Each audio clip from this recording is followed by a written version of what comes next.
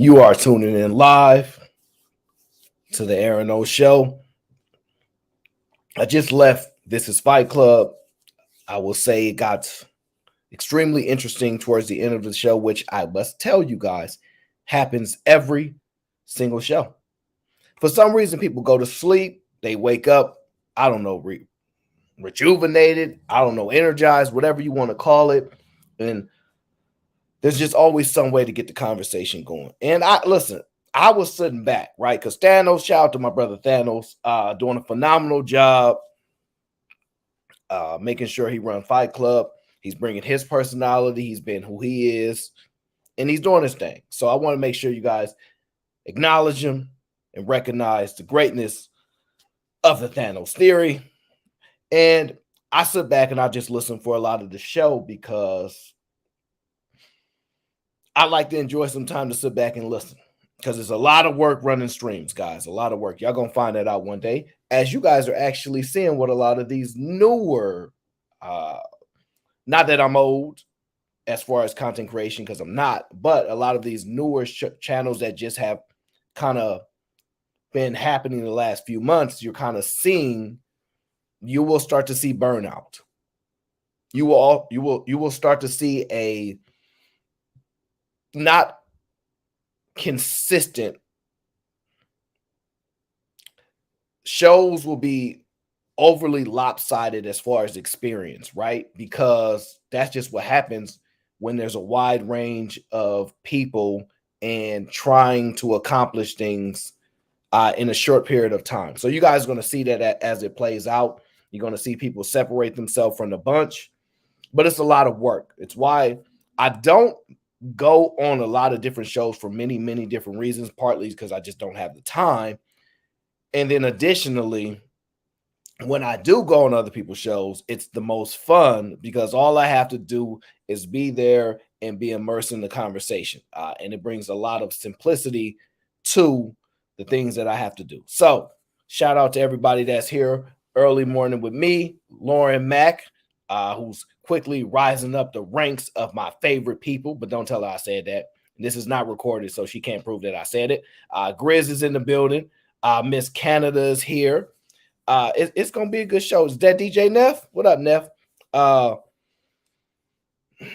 just had just a really, you know me, I'm all about the conversation. But first, before I even get into where are my manners? Where are my manners? Cece, what the? Cece, where you been?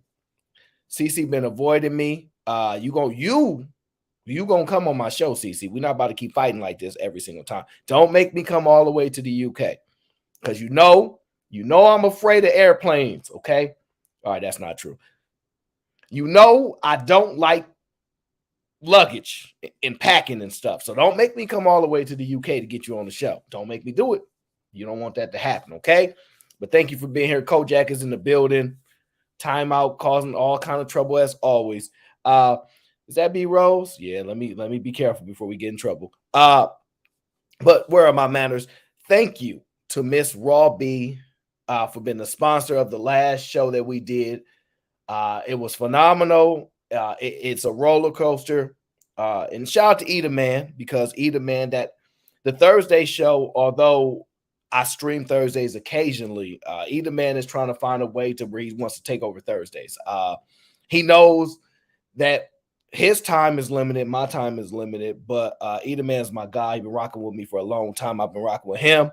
So he's trying to get more Thursdays out your boy. And I'm like, I'm a one man. I can only do so much and still look like a black man before all my skin start wrinkling, okay? All right, so it's only a matter of time. Cree is here. Hey, Cree. So shout out to them and shout out to Raw B. Everybody knows how much I love Raw B. So it is what it is. She always makes the show go phenomenal. She always brings the game, and sometimes she bring that New York. And I have only a small list of New Yorkers that I can tolerate. Very, very small list. Okay, it's tiny. All right. And then they weigh in on me. Okay, so I'm struggling. Okay, I'm struggling a little bit, but I'm gonna figure it out. I'm gonna get on the Southerners more, because the New Yorkers been getting beat up so much. I have to focus on the Southerners. Okay, but shout out to Robbie. Thank you for being the sponsor of the last show. Now let us get down to business. Okay, to business first. All right. I was on the Fight Club, as you guys can occasionally find me there from time to time. I make guest appearances there. And while I'm sitting back and letting people get their thoughts out, because I believe that it's important to hear people speak in their entirety most of the time. Hey, Callie Bear. But I must say, sometimes when you let people speak, oh, what they reveal, oh, only the truth could not set them free. And that's what happened in the Fight Club. What often happens is people create victimhood and they don't realize they're doing it because they believe that because they can justify their statement or they can attribute what they're saying to a reason that they don't start running in the victim Olympics. I'm sorry, but I'm not built like everybody else. Okay. I'm a small guy in stature. Okay. I got fast feet because I don't have a car. So I'm just not built like everybody else.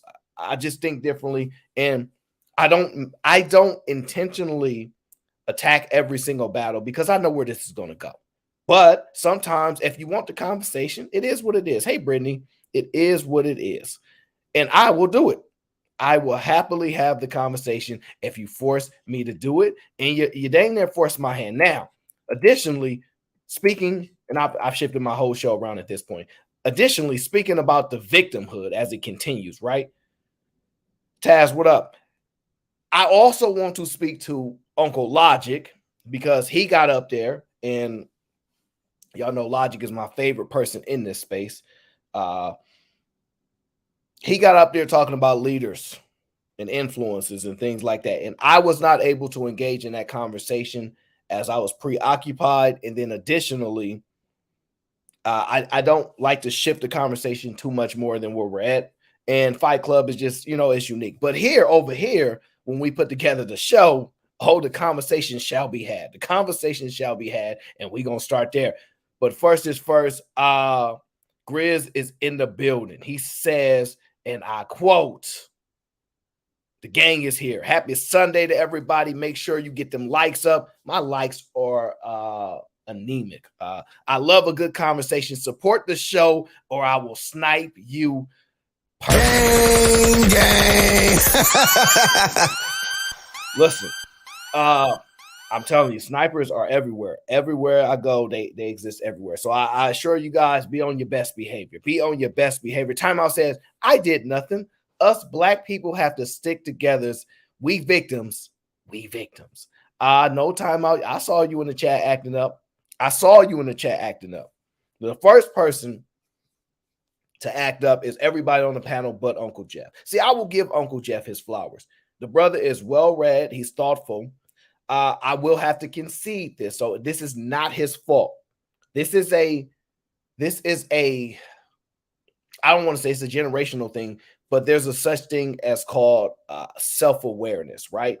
And when you're on the internet, when you're on panels, self-awareness is key. However, it fluctuates amongst people from time to time. And sometimes people just don't know that they walked in the pile until they walked into it, okay? Now, this is what I must tell you. As I'm on the Fight Club and I'm listening, and Uncle Jeff is talking about, black people, we can't be necessarily comparing apples to oranges, oranges to apples because the experiences and these other groups have this and we don't, and all these type of things, right? Now, I don't necessarily consider that an excuse. It can be a reason. Sure, it can be a reason. Let me tell you when we get into the excuse making, right? Let me give you the example and then I'll tie it together, right? Let's say you have a son, right? Because ladies love their son. And you taught your son how to tie their shoes, right? Your son's been tying their shoes, let's just say for 10 years, from ages 2 to 12, right? Check my math. And you haven't seen your son for a year, right? Your son went with their dad, whatever the case is, or you've been on deployment for a year. You haven't seen your son. You come back and you say, son, your shoes untied. And he looks down and goes, yes, they are. And you tell him, go ahead and tie your shoes. And he goes,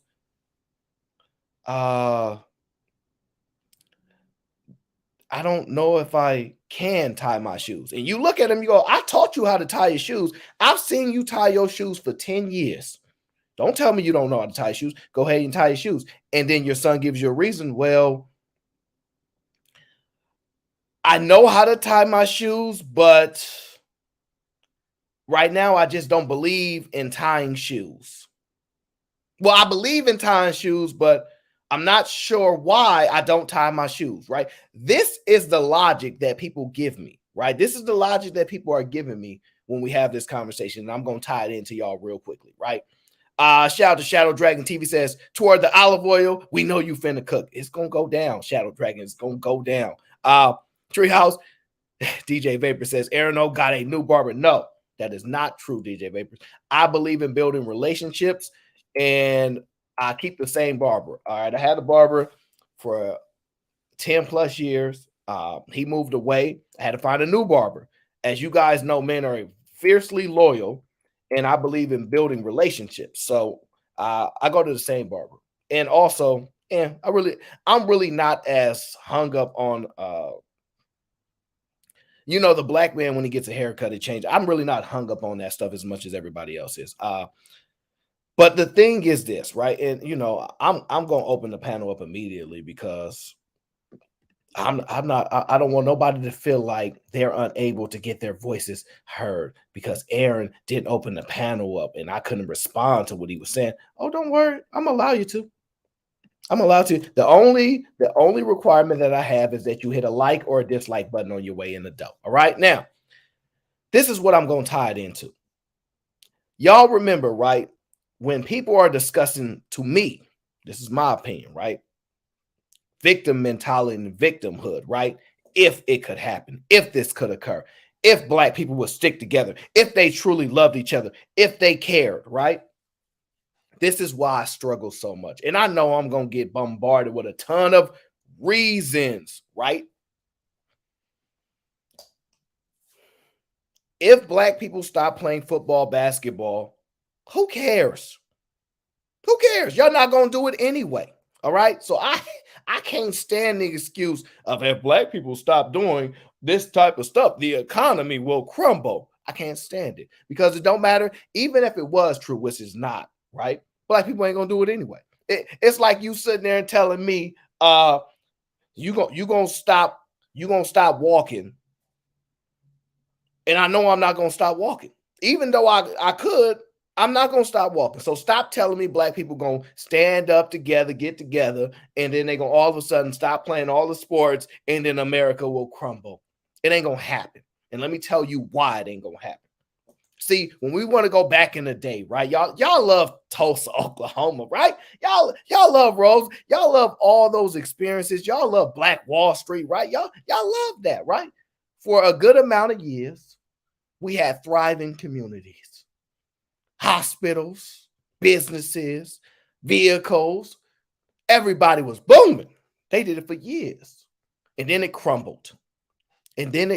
Right? But however, black people did it. They know it exists. They know they can do it again, but they don't, right? That's the same argument with this sports stuff. Black people know they can quit sports. They know they could walk out, apparently, if they're so valuable, and that these sports would plummet, right? Oh, the sports will plummet. Oh, yes. If we decide not to play, what y'all gonna do without us? Listen, if y'all so valuable, if black people are so valuable to America that's using them up, why don't you see? Why don't black people do what they say they can do? If we get together, we can own our own NBA. Why don't they do it? Why don't they own their own NBA? I don't know. Y'all tell me. Why don't they rebuild these thriving communities with all these businesses and these hospitals? Why don't they do it? And the answer to that question is, I don't know. I cannot answer for people who are perpetual victims, always complaining, crying about what they could do if we come together. Oh, we could do that. We could do this if black people just stuck together, as if all the black people was in that one area of Tulsa, Oklahoma. If it just all the black people of just all in that area of Black Wall Street. If that's where all the black people existed, No, what happened was there was a group of black people that lived in that area and operated in that area. And there were other black people dispersed in other areas that weren't doing that. Yeah, I know, because I know y'all want to believe that black people was only like a 16 block radius, but no, they were in other states as well. Okay. And they were struggling. Okay. And they weren't doing as good as the other areas where the black affluent areas existed, right? Because we not a monolith. Never have been, never will be, right? And when y'all see the Million Man March and 10,000 people and all this, the blah, blah, blah, blah, blah, I'm sorry to tell you. If you want to be valued, you must prove your value. And what I found is that every time people want to acknowledge black people, it come to hip hop and entertainment. I'm sorry to tell you, but black people are not going to stop playing sports, and that's what hurt y'all feelings, because y'all think they your homies. Y'all think black people going to get together and say, we's going to stop playing sports. Well, riddle me this, Uncle Jeff. Riddle me this, Uncle Jeff. What happens if Asian people stop opening Asian restaurants? What do you think will happen? Will people not have any more Asian food? Is that what you think will happen?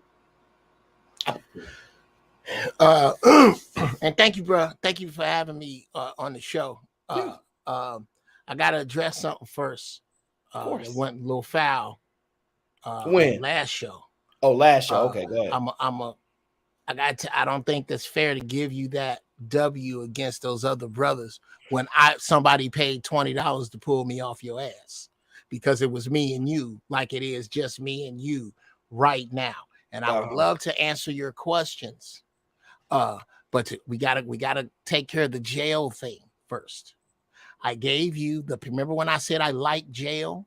Yes, sir. I gave you that answer because that's the answer that goes with that basic question.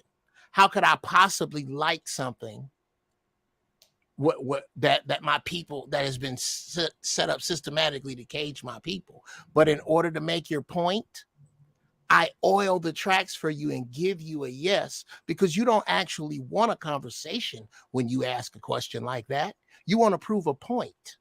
No, if you really want to, hold on, if you really wanted to get somewhere and share common ground, you don't ask people snide, underhanded, base level questions. You ask a question that could be answered by two people on opposing sides of reason.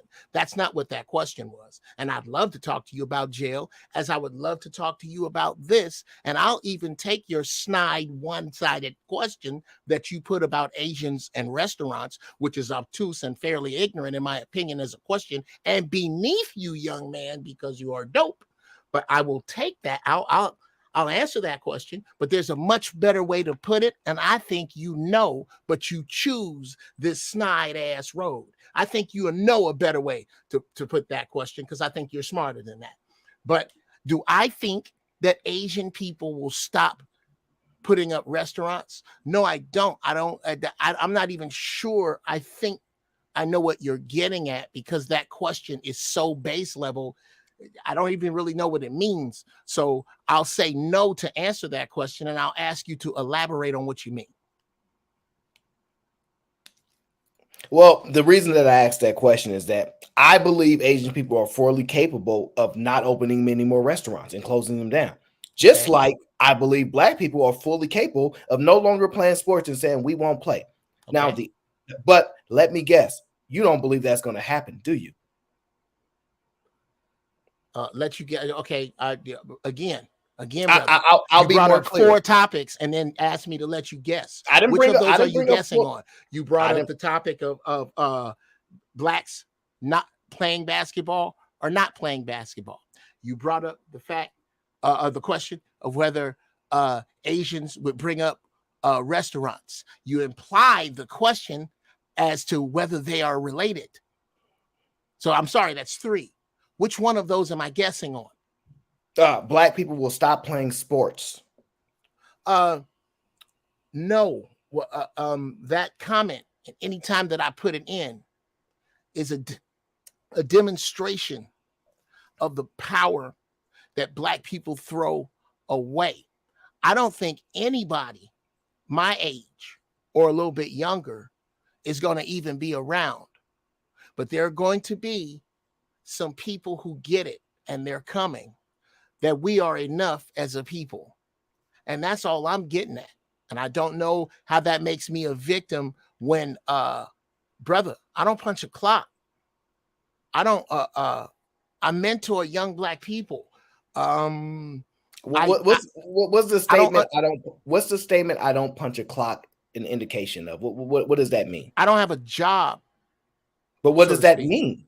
That means that I am fully behind the thinking of independent work for Black people, for Black people depending upon themselves and doing for self, to engage in commerce with other groups of people and bring their money back. And I'm trying to figure out where in that you and I have a disagreement. I don't get it. I think when you have conversations with people, I think that you're trying to identify a disagreement. I got thrown out because of a disagreement. That got shut down because of a disagreement. And then you took a victory that you weren't supposed to take, brother. How you gonna take the dopest nigga out and then say you won? You know better than that. Your feelings is hurt, Uncle Jeff. No, because I'm gonna tell you why my feelings is hurt. Let me tell you why my feelings is hurt. You're absolutely right, young man. Because at 58, I don't have time to play. I got real shit to do. I actually really have real goddamn grown-ass man shit to do because, by the way, I'm a goddamn grown-ass man with kids old enough to have kids. So, yeah, I got a show I'm promoting. Because when I come over there to y'all, I don't come to fuck around. I bring real shit, I think. And I think maybe, just maybe, some people like it when I'm there. If I'm wasting your time and I got to spend a bunch of time backstage when I'm not supposed to and I'm shut out of shit, all I want to find out is there a dollar amount for made men? Yes or no? Because I got this whole putting me on timeouts and shit, bruh, like this. If I get if you obey, I need to find out where you don't obey that. If you obey that right now, you ain't got to worry about me no more. I'm not going to come over here because apparently I'm wasting y'all's time and I don't want to do that. Let me know. Real talk. How much does it cost to avoid this shit? Gang. CBT in full effect. Tell that little nigga we just dropped the bread. The sniper you waiting outside for that air. My game sit up and I know they gonna blast. How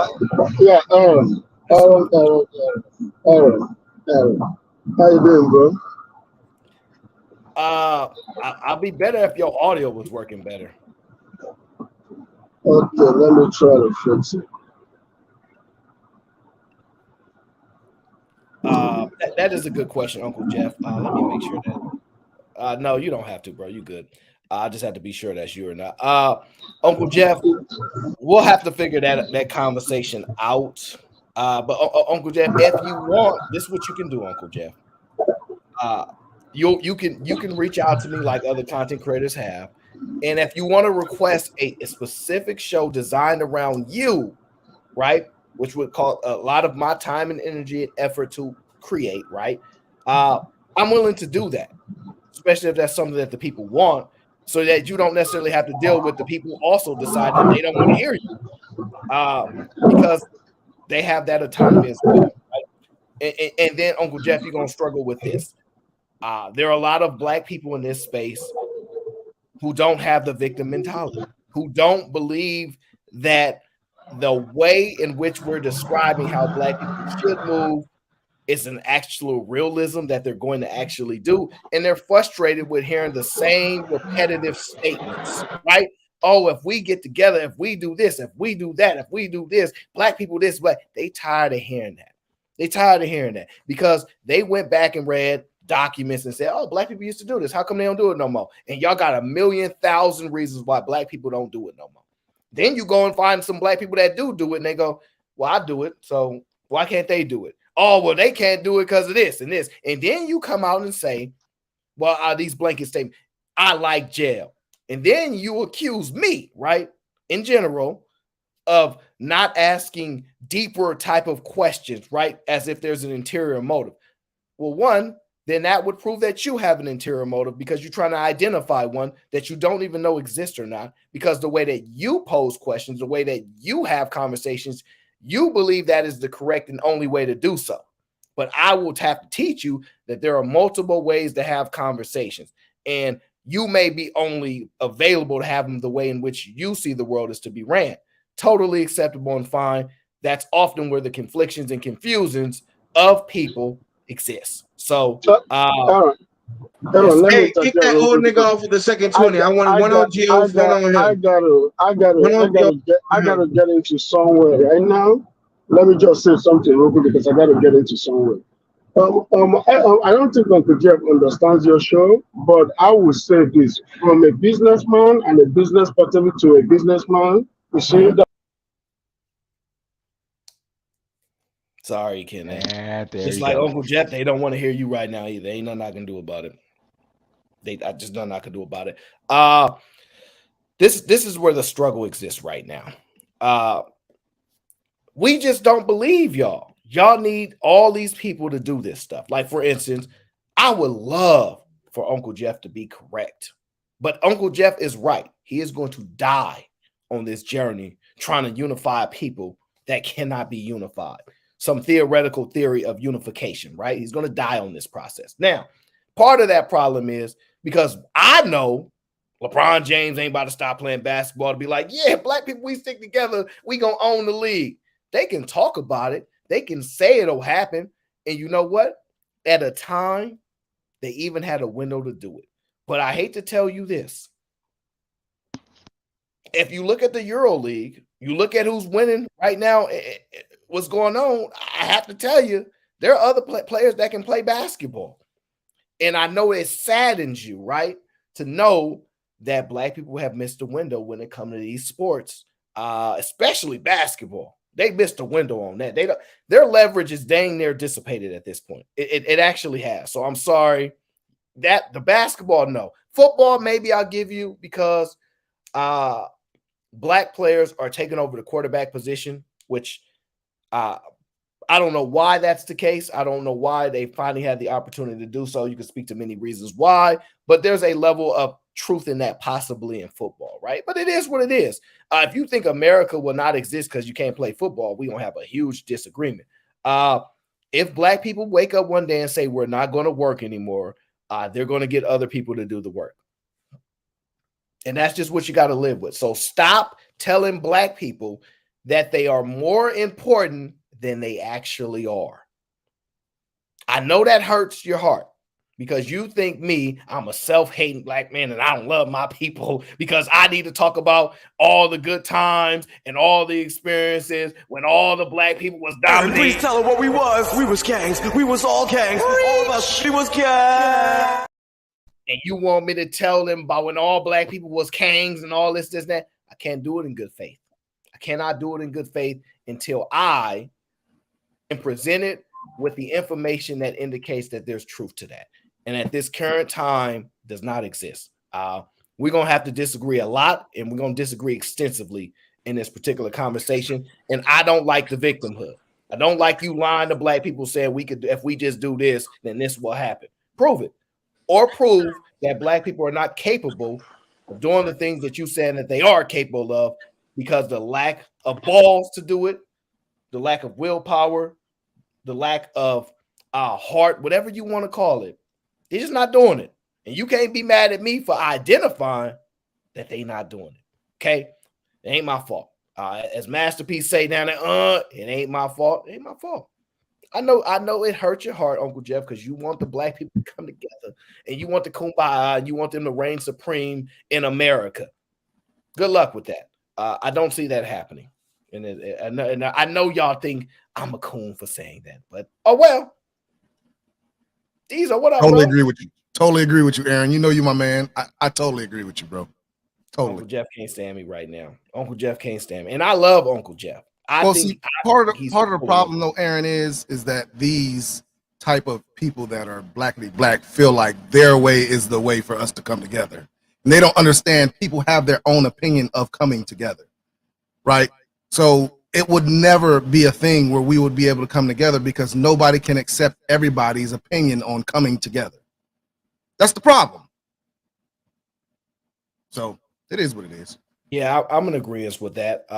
It's just when you listen to all the reasons why, I can point to when it. See, my belief is this: if we know it exists, if you're aware of it, then you can't make excuses about it anymore, right? So if you know every time you turn down this corner, you gonna get jumped, and you know that you could turn the opposite corner and you won't get jumped.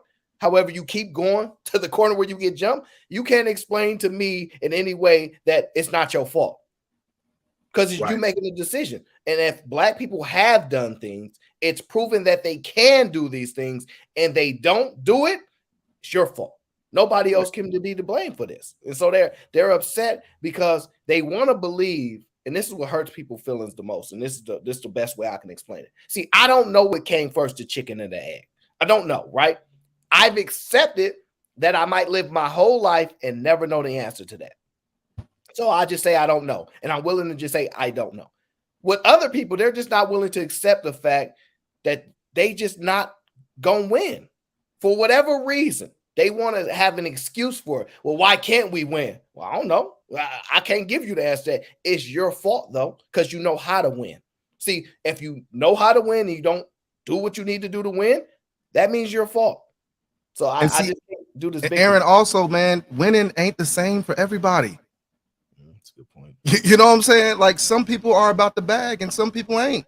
Some people just want to have a good career. Some people just want to be able to smoke their dope. You know what I'm saying? Some people want to just sell their drugs. That's what they see as winning. You know what I'm saying? So winning ain't the same for everybody. And that's the problem that I have with this whole conversation that we have. It's like a lot of Black people think coming together is just Black people. They don't understand that sometimes there are white people that advocate more for Black people than Black people do. Right? And they just try to have this one corner of just Black people when there are Black people in that community that sabotage us more than the white people do. But they don't understand that. And I don't know if I'm going off on a tangent. I'm sorry. I don't want to derail your conversation or anything. No, like that, 'cause I know you're very strict on where you want to go with your conversations. Yeah, no, like the frustration is because I keep hearing it just every single chance we get into this blackity black thing. Every opportunity we get, it's if we did this, if we did that. Right. And we're like, in the 60s, we did it. So you prove that the evidence exists. You prove knowledge of evidence. So once that happens, ignorance is no longer an excuse. But at this point, you know what the excuse is? Oh, people don't know any better. But if I ask you the question, right? Who in control of things? The white man. So you know it's the white man now, right? So that's your answer. If the answer is the white man and you know it's the white man, can't make no excuses why you don't know. So now you know. So what do you got to do? Man, I would have to do this. I ain't trying to work for no crap. They would tell you all the things that they don't want to do, which they would need to do in order to win. I don't want to win like that. If I can't win the way I want to win, I don't want it. So they have knowledge. They have the information. They know what they have to do. They choose not to do it. They want to. And that's when I believe you're a victim. I believe you're a victim when you have knowledge of the reasoning of things, knowing what you can do in order to win the situation, and you choose not to, and you still complain about why. You're a victim. Yeah, now, can I play devil's advocate? You guys know I'm not a blackity black type, so we can just throw it out the window. Your whole background is kind of black, though. I guess so. But like, just to play the devil's advocate, so I guess the blackity black crowd would say the whole system is deliberately and purposely designed to keep Black people in this perpetual state of victimhood. For example, you can never leave a system. Why would someone create a system for Black people to escape out of? Like, this is a system that's created by white people for white people, and if you can succeed in it as Black people, sure, but that's not going to happen majority of the time. So how can they possibly? I got you. Yeah. Go ahead. Hold on, these. You know, I'm the quick hitters. Let me ask you this: when did this system begin? So which system are we talking about? Like escaping poverty or escaping? Like we got to be more specific. I'll try to be as clear as I can. The system in which people are complaining that was put in place so that people cannot defeat it. So I think the more a more solid thing to argue on or solid ground, I would say the system of like poverty, because most of the issues from the Black community stems from poverty, right? Perfect. Yeah. Perfect. So So let's start there. When did yeah. poverty exist for Black people? When did it start? Um, slavery. I want to say it really became a huge issue after the drug epidemic in the 70s and 80s. I would say at that point. I could be wrong. Oh I'm not yeah, the most you wrong, So, bro. so, so, I'm not the so most historical person. I ain't gonna lie to you. Yeah. well, no, for your argument, that would be a better place to start, right? 70s, 80s, for that to we obviously know Black people did not have no money prior to that very often, just based upon what people tell us. But fair enough. I would thought- say this. I'm sorry. I don't know what system. Okay, so the problem that I would have is when people point to Black Wall Street, right? And they say, here is the evidence for the example that exists, right? Can you tell me what laws are in place that prevents people from repeating that? Well, see, Well, the it's not thing about Black Wall. exactly. Oh. Okay, so but give me laws, give me social things. What exists that is preventing people from doing that did not exist back then? Real quick, I'll let Anastasia go. I don't like monopolizing the panel, but so a number one complaint would be is the credit system. Having good credit is a pretty good indicator of the ability to generate wealth, right? In order to have good credit, you're going to have the ability to have some level of disposable income. But what Blackity Blacks would typically argue on is it's very impossible or it's very hard to do when you don't have a certain amount of generational wealth in your family to actually have some level of disposable income. For example, just going to college, you're basically at the whims of the government because majority of Black people who do go into college have to, qualify for FAFSA. They have to get a lot of government grants, a lot of government. There's no real generational wealth being handed down. Go ahead. Okay, you do know the majority of people experience that college issue, and now I'm going to touch on the credit aspect, right? So, are you saying credit didn't start? So, when they were building Black Wall Street, right? Did they use credit? No.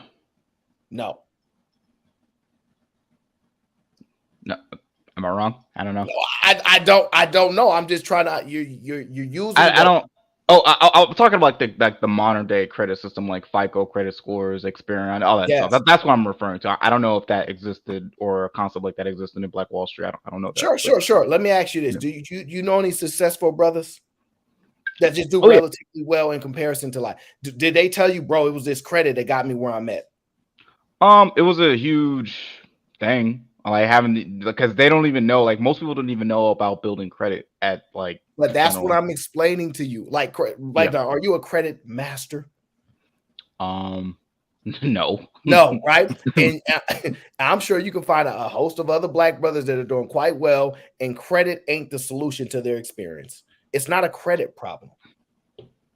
Okay. And we know it to not be a credit problem because one, we sit here and argue we got 1.3 trillion spending power dollars all the time in actual dollars. I don't even know if they're including credit in that since we don't have credit. True, but you're gonna have to have some. So, for example, just like buying a house, right? You're gonna have to have some level of good credit in order for you to actually buy a house, right? And when you buy a house and fully pay it off and pass it down to your children, right? They no longer have to worry about what house are they gonna buy because you already own the house. So that level of amount of money. So I don't agree with that though. You don't have to have good credit to buy a house. You have to have good credit to buy the house you want. Before we jump that point, we actually did that. Like you said, 70s, 80s experience. Our grandparents, great grandparents, they bought the house. They paid it off. They left it. And guess what happened? People made decisions of what they wanted to do with their life, and they sold it. How many people can we get pulled up here right now that will tell you, yeah, they sold the house. They sold grandma's house. They was fighting over it. All the three brothers and sisters, they was fighting over it, so they sold it. That is historically being people's recall of what occurred. Because I'm telling you, where I grew up at, it is historically Black neighborhoods. and the black people had owned it. Their grandmother owned it. Their grandfather, they owned it. What happened was when they died off, right? The children had their own desires in life, and they didn't want to get along with their siblings, so they decided to sell because they wanted access to money, because it wasn't a credit issue. What happened was what they thought money to be, what they understood money to be, was a tangible asset. They wanted to touch it. They didn't know equity was actually just as valuable, possibly, as the liquid dollar. They didn't know. So they did what they wanted to do, which is not a credit problem. So I guess the more apt term would be financial education. The lack of it, but also. But see, I'm gonna argue that maybe, and then I'm gonna get Diesel in here right after because I know he boiling here. You have to understand there's some white hillbillies. There's some white no, he's not gonna arrest you. There's some white hillbillies down in the South that ain't got nothing higher than a 7th grade education, but they own that land and they ain't giving it up. That ain't financial education right there. You can call it stubbornness or just they know better. Call it what you want, but I'm just telling you, it's just different. And I don't know how we can come up with the reasoning behind it, but it's just black people want what they want, and when they do the actions to do what they want, the consequence is white supremacy, and I have a problem with that. Okay. I don't want to monopolize the panel. I'm gonna let somebody else jump in. Yeah. I think Joseph wanted to go, but I think his screen disappeared. No, I'm right here. Oh, okay, there it is. I'm here. Okay, well, I wanted to start off with a quote from Robert Greene. He says, when people lose a connection between actions and their consequences, they lose their hold on reality. And the further this goes, the more it looks like madness. My problem with the black community is they'll tell you that, that everybody deserves to be happy. Everybody deserves to be prosperous. Everybody deserves a chance, but they're not the ones that's willing to give it to you. And then when you complain about that lack of solidarity, they'll tell you something like, well, I got it, you got to get it too. They can sit back and see you struggling. They can see that you're crawling to where they had to walk to, and they're telling you that you're not strong enough to get to where you are. So you know what a lot of people do? They don't do anything. And they suffer in silence behind it, and a lot of us feel like that we can't be any more than what we are because of the lack of support from our own people. You know what I'm saying? Everybody's so quick to cut and run, when times get hard, and the few people that make it out of that, they instead of reaching back and pulling the other person to where they are, they tell them, I got it, you got to get it too. And I believe that's what Jay Prince was talking about. And I think that's what's his struggle. I was the only one that emphasized with him, that empathized with him when he was talking about his struggles, getting his food truck off the ground. And everybody on this panel pretty much kicked him while he was down. And I was the only one that defended him. And for the most part, all they did was just brag about what they have, and this guy's struggling. You know what I'm saying? Like, he's over here eating hamburger helper, and y'all over here eating filet mignon, but y'all talking shit because he's not eating what y'all eating. You know what I'm saying? And that was one of the first things that I saw when I said that a lot of people on this panel are hypocrites. Sorry to say. So a lot of black people are hypocrites. Go ahead, Anastasia. I was about to say, like, as far as building Black Wall Street back up, I think one of the reasons why we can't do it, or one of the reasons why we haven't did it, is because that Civil Rights Act, 1964, bro, the integration shit. People that actually got the money to build it up wanted to integrate. They wanted to lead the community. They didn't want to spend their money in the community. They wanted to go outside the community because they know that's where the real money at. So I'm sorry, were you done? Yeah, I mean, I'm you done. can go. I had stopped because I seen bro up there shaking his head, but I feel like that's what it is, though. A lot of niggas that have the money and the resources to build a community, they go outside the community because it's more profitable outside of the community than, I mean, shit. Bro can go to Texas hat. So the biggest problem I have with this argument is the people that are making this argument about the system are the ones putting themselves in the system, right? So you have people that say that the system, child support, welfare, all that stuff is the thing that's holding us down, and they are correct. But they are the very ones making baby mamas. They are the very ones breaking the laws. They are the very ones putting themselves in the system that is holding themselves back, right? So Black Wall Street was a part of a lot of influential people that did not put themselves in breaking the laws or having baby mamas. They had families, they had children, they had wives. They were a very nucleus community, right? They were all held together by by all, right? We don't have that now. People that are arguing about this system are the ones that are putting themselves in this system. I haven't had this problem because I didn't put myself in that system, right? And I think that's the biggest problem, that we're not holding each other accountable for what we're doing to be in the system, and then we're arguing about the system that is holding them down.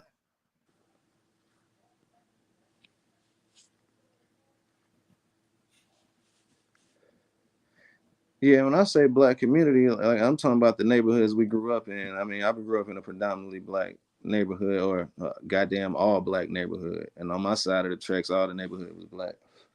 So that's the communities I'm talking about. You know what I'm saying? Because niggas gonna say it ain't no black community and all this other stuff, but I'm talking about the neighborhoods that I grew up in, and maybe other people like me, because I grew up in an all black neighborhood. And I'm saying it's gonna take more than a couple niggas. Like, cause some people do try to get back to the neighborhood, but it's gonna take more than a couple niggas. It's gonna take mad niggas to do that shit. So let me build it. If we talking about building up a thriving community, it's gonna take more than a couple niggas. Let me give you a little history about what I'm going through right now, right? I work for a community that is 70% black, right? I came into this job seeing that this community was very poor. What I learned was, back in the early 90s, this community was one of the most thriving communities that was there. They had probably 20% more positions for law enforcement than they do now. The reason why I got to that point is because they had a black town manager that stole $3.5 million from them, right? And that's why I go back to my comment that I said, there are black people that are willing to sabotage more than whites.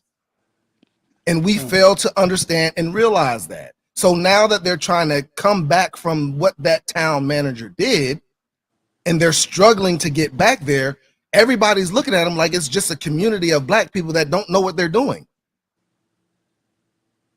And that's why I have a big problem with this argument. What exists, the problem that you have, Anastasia, is this: it actually takes people to listen, and then they have to accept roles. For example, if Diesel is demand, right, the jealousy is the problem. Diesel come in and go, look here, look, I got this bread. This is what I'm gonna pay you. Do this, and that, and eventually we get you to where you need to be at. That's gonna take too long. How come you got a Lambo outside? Well, it's probably gonna take you 10 years to get a Lambo. Nah, I ain't trying to wait that long. And this is the problem. The people exist, the process exists, the envy is what the destruction that exists. See, when you get to a point in life where you don't longer care what other people have, and you don't need to destroy them for you to gain, is the only way that then you can thrive. The problem is people are not wanting that. So you cannot ask people to come into an environment where people are looking to cause harm to them because they don't have what they have. Like that's just not reasonable. I'm not disputing that. What you just said is a fact. That's another factor that play into it. You know what I'm saying? I'm from the hood, so I know niggas with money.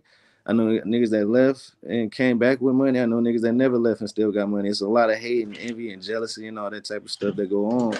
So they don't cooperate with them. You know what I'm saying? Some of them actually come back and try to do stuff in the hood, but niggas don't cooperate. Niggas be hating.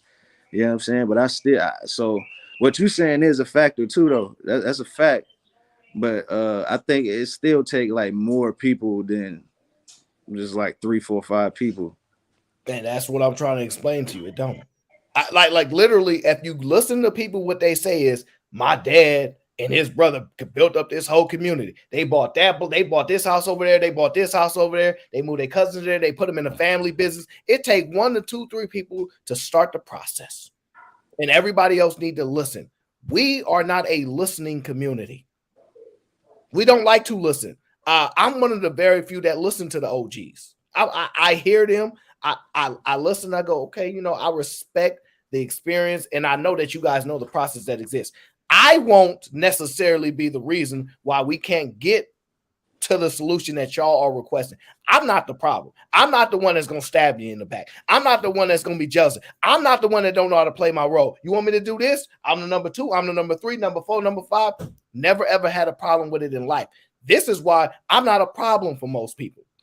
They ain't got to worry about me wanting to rob their pockets because they living life good and I'm not. If I'm eating top ramen and noodles, it ain't Diesel's fault. Damn right. And when you say people not listening, that's where a good influencer and a good leader come in, because they gonna get niggas to listen. I mean, because just because a person got money don't mean they're an influencer. It don't mean they're a good leader. But we listening to the wrong ones, bro. That's what I'm saying. The right one. Like, that's what I said. We had a lot of organizations where we had potential, good leaders, but they got shut down. And like the FBI, CIA, all them niggas, they know when we got somebody with potential, that's where they come in and sabotage everything they got going on. Like, that's how I feel about it. But just because you got money and resources, that don't mean you like an influencer or like a good leader. That's why we need like somebody with influence that can connect with a lot of niggas that can get people on the same like train of thought. But we need a good leader, because a good leader also gonna be spreading positivity. Give me an example of a good leader. Like a person. You said there's like good leaders. Like, have they ever existed? Do they exist? Well, like I said, I think we seen people that had potential, like Fred Hampton. Like, I mean, people try to associate him with just like all this black power shit, but that nigga was really speaking to everybody. He was speaking to the people, and he was going to be a good leader because he knew that it take them and they need us. We need them. Just like with the NBA shit, where you asking why niggas don't start their own shit. Because at the end of the day, like we all need to work together at the end of the day. That's just all there is to it. They need us and we need them.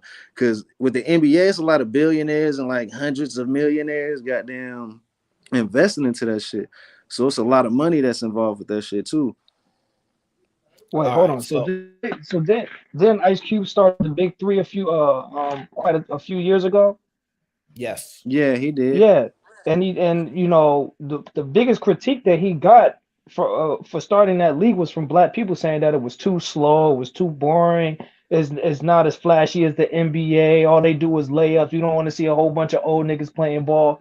You know what I'm saying? So what is the motivation for people to start businesses when your own people are going to shit on it?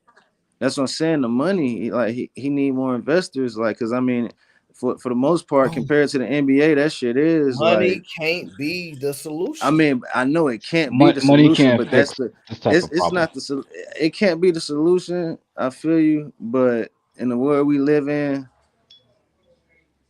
like hold it accountable, bro. You had too many haters. Like that's what it, I mean. Yeah. Like we have to hold each other accountable for what we're doing to our own community, right? That's what we're not doing. You're sweeping everything under the rug and saying it's the money. It's not. I mean, it's too many people are having negative reviews on what is actually going on. Of course, it's not going to be as flashy as NBA. It's 1 or 2 years in. How long the NBA been around? Like the NBA. It wasn't made to be like the NBA. See, that's the thing. Is they can't offer the money that these other niggas is offering, bro. Like that's not the point, though. Still living. That is the point, because we still live in a capitalist society, bro. Everything is about. Let me tell you, y'all niggas' name is GBG. Y'all niggas is about getting the bags at any means necessary. Let me tell you where the confusion is, right? So let me tell you how GVG is a meme. You guys are comparing enterprises, right, to communities, right? And there's a huge disconnect there. The reason why is what makes communities so great is that they don't care if Diesel got LeBron James playing basketball. They gonna go wherever Yao Ming playing basketball at and cheer him on. Go Yao. Like, you gonna sit there and say, well, y'all's not inspiring enough. They don't care about that because they know this. If we focus on building our league, eventually we either gonna surpass y'all or do better than y'all to gain the market share. So in order to do that, let me give you an example, right? Tesla, right? They're dropping the prices of their vehicle to compete, but they're also doing that to keep their dominance over the market. They're like, hey, we see y'all competing in this space. Hold on. We're gonna drop these prices and then get customers to come back over here. Because what was happening was people were like, we can't afford those cars, but we still want them.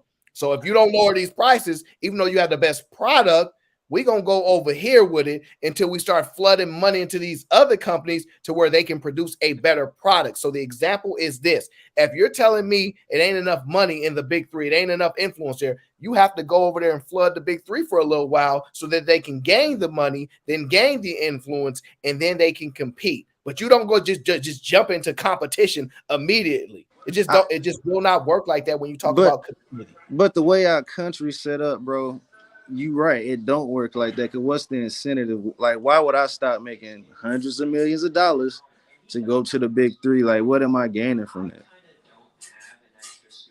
That's the point. See, you want to gain selfishly, right?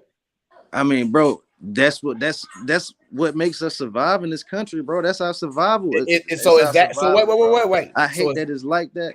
I hate that it's like that, but that's just the way it is. We live in a capitalist society, bro. The money make this shit run, bro. Like, so your argument, wait. This is why it's important. So your argument, and this is going to blow this up all the way. Your argument is that black people are doing the same things other communities are doing because we're in a capitalist system.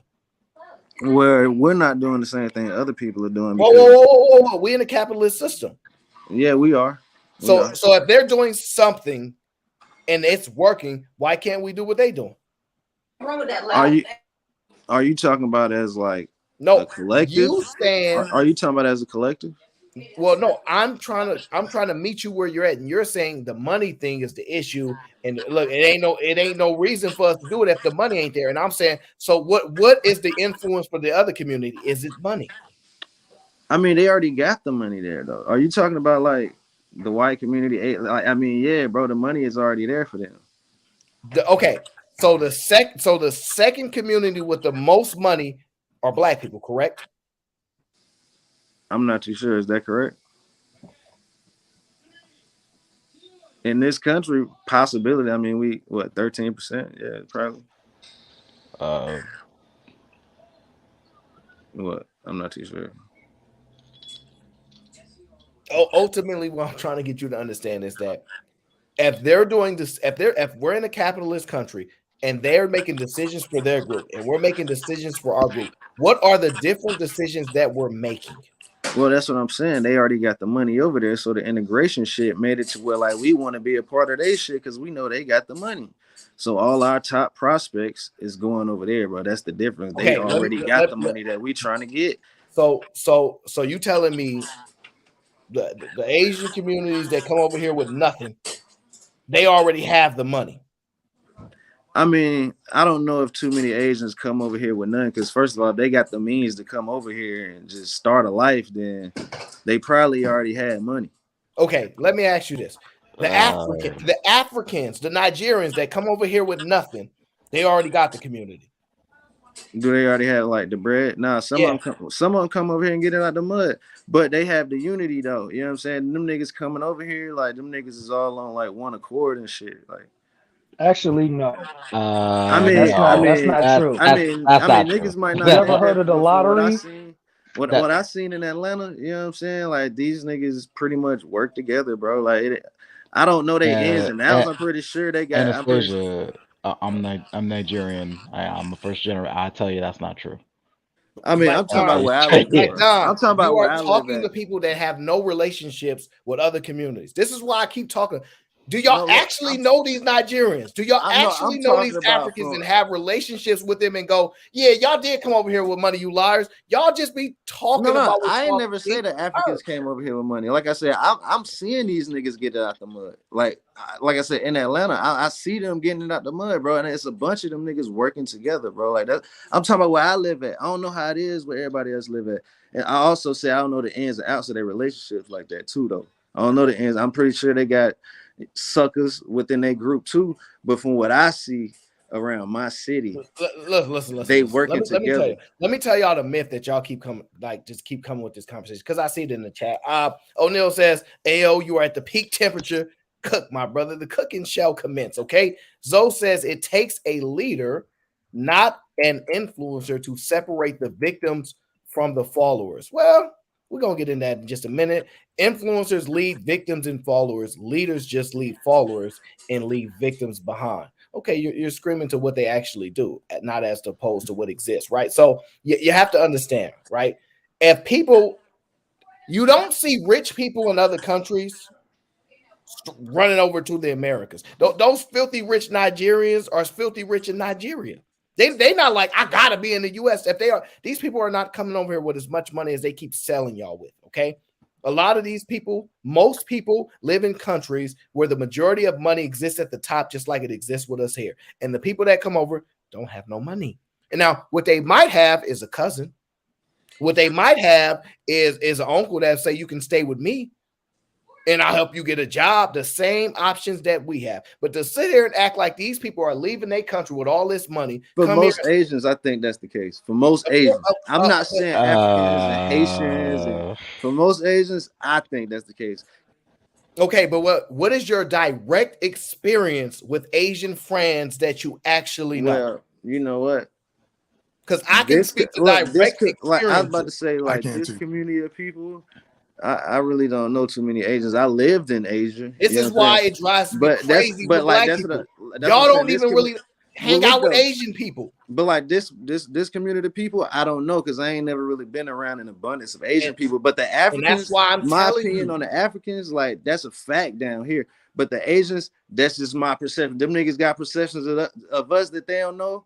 Then that's my perception of them, bro. Because I'm looking at it from an American standpoint, bro. If you're an American and you able to get up and go to another country and just live a thriving life, I mean, you have to have some type of paper to just get up and go and start a fucking life.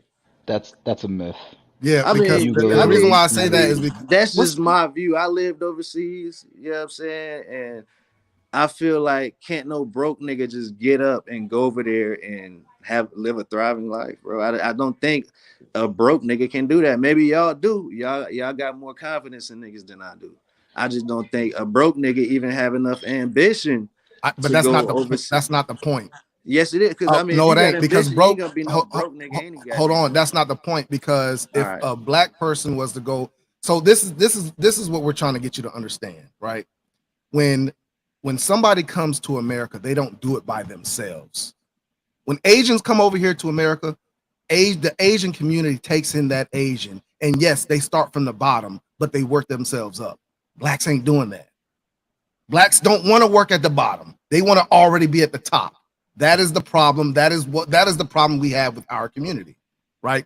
You have to work from the bottom. I saw a documentary not too long ago. It was a couple years ago about the hotel market and the Indians that took over the hotel market.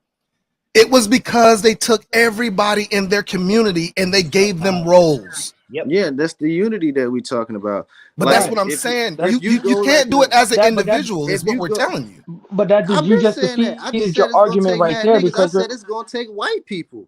Hold on, but with these Asians, they still have like more unity, bro. You go into like a little Chinese store or some shit like that, like a little Chinese restaurant. It's a bunch of Asians working in that bitch. You go like in a little Indian restaurant, it's a bunch of Indians. A bunch of niggas love to hire white folks and they be bragging about that. But that's the point that we're making, bro. Is the reason why we're not. I've been making Stop. Anastasia, you got to listen to what he's saying, right? What he's saying is true, but you have to understand this, right? If you go to a restaurant and there's a bunch of people working at that restaurant, who are their customers? Shit, everybody go to the Chinese joint. Really? Black people. Why do black people go to the Chinese joint? I mean, you talking about I think everybody go eat Chinese food, but in the black neighborhood, probably because that shit is accessible. And that shit is accessible. You know what I'm saying? Niggas can walk to that bitch. So, but is it a black neighborhood if you just live there? So is your argument is that if you live in a neighborhood, that's your neighborhood. But if you don't own the grocery store there, if you don't own any of the commerce businesses there, like if you don't own anything that sells a product, you just live in in my neighborhood, that's the whole shit. Like everything was owned by black people. So can I say something real quick? So you have a black in neighborhood. New York. Go ahead, Joseph.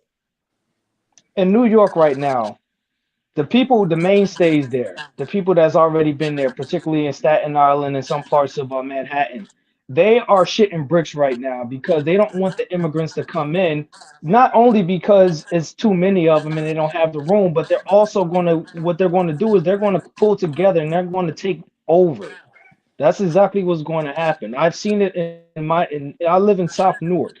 And predominantly this area is predominantly black and white at one point, particularly on Elizabeth Avenue back in the day.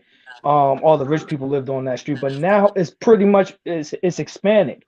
Most of the Hispanics lived on the north side, North Newark, over there by Branchbrook Park. Now they're moving over to this side, and what I see is that the Hispanics, whenever they move into a house, it's a gang of them. It's not just one or two. It's like 7 or 8 of them.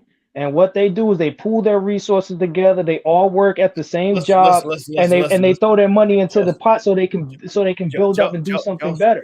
Joseph, hold on, I'm not done. I know, but I hear this story every time about what other groups are doing. I already know this stuff. But the thing is, we're sitting up here and we're actually talking around the problem, and we're not talking about the problem. The problem is that black people don't want to stick together because it's all about individuality. You know what I'm saying? There's like, okay, if I'm bringing in $1,000 a week and you're only bringing in $300 a week, then you're persona non grata to me. That means that you're excommunicado. That means that you're not good enough. You know what I'm saying? There's so many homeless people out here because of that, of that same notion. If you got one job, you should be working 2 jobs. If you're not making money working those 2 jobs, you should be working 3 jobs. There's always the excuse that black people have against each other that if we're not where we want to be in life, that we're not fucking working hard enough. And I get sick and tired of hearing that because all it does is create this union where you see the Mexican people up the street, they all work at McDonald's and they're all pulling their resources together. Doesn't even matter how much it makes. My status does not depend on my salary. Sorry to say that, because I don't really give a fuck. And that's the reason why we're all struggling, because everybody's worrying about what they're doing instead of what everybody else is doing. Hi guys, how you guys doing? What up? What's up, man? Good. Kenny, what's going on, man? Not too much, bro. I think Dana TV, were you on a panel with us 2 days ago when we were discussing the same thing? Were you on that panel? I think it was 2 days ago, right? We were talking about the same thing, what he just said right now. The reason why I agree with him is this, right? This is very serious. Aaron, you might not understand how serious this is, or maybe you know, but if we don't talk it, you might know it, but if we don't talk it, other people will not do it or will not understand. When I first moved to the United States, right, I had this idea that, hey, let's live together and chip in our money so we can all pay for the rent and everybody can save their money and do whatever shit that they want to do. Mm-hmm. And these guys all agree with me. I signed the lease in my name, right? Mm-hmm. As soon as I told, for 2 months, none of them wanted to pay rent, not even to pay electricity. They did not want to pay shit. Yes. As soon as I put my foot down, that everybody, these are 3 to 4 grown-ass men. As soon as I put my foot down, that everybody will pay. The guy that first paid us $60 for light bill, he moved out the next month. The other ones, they all moved out. Only one person paid $60 for life. And they're all gone by the end of the month. They're all gone. Yes. So one thing that really bothers me, why won't you pay $100 or $150 to contribute towards a bill, but you want to go pay $600, $700, $800 to live alone?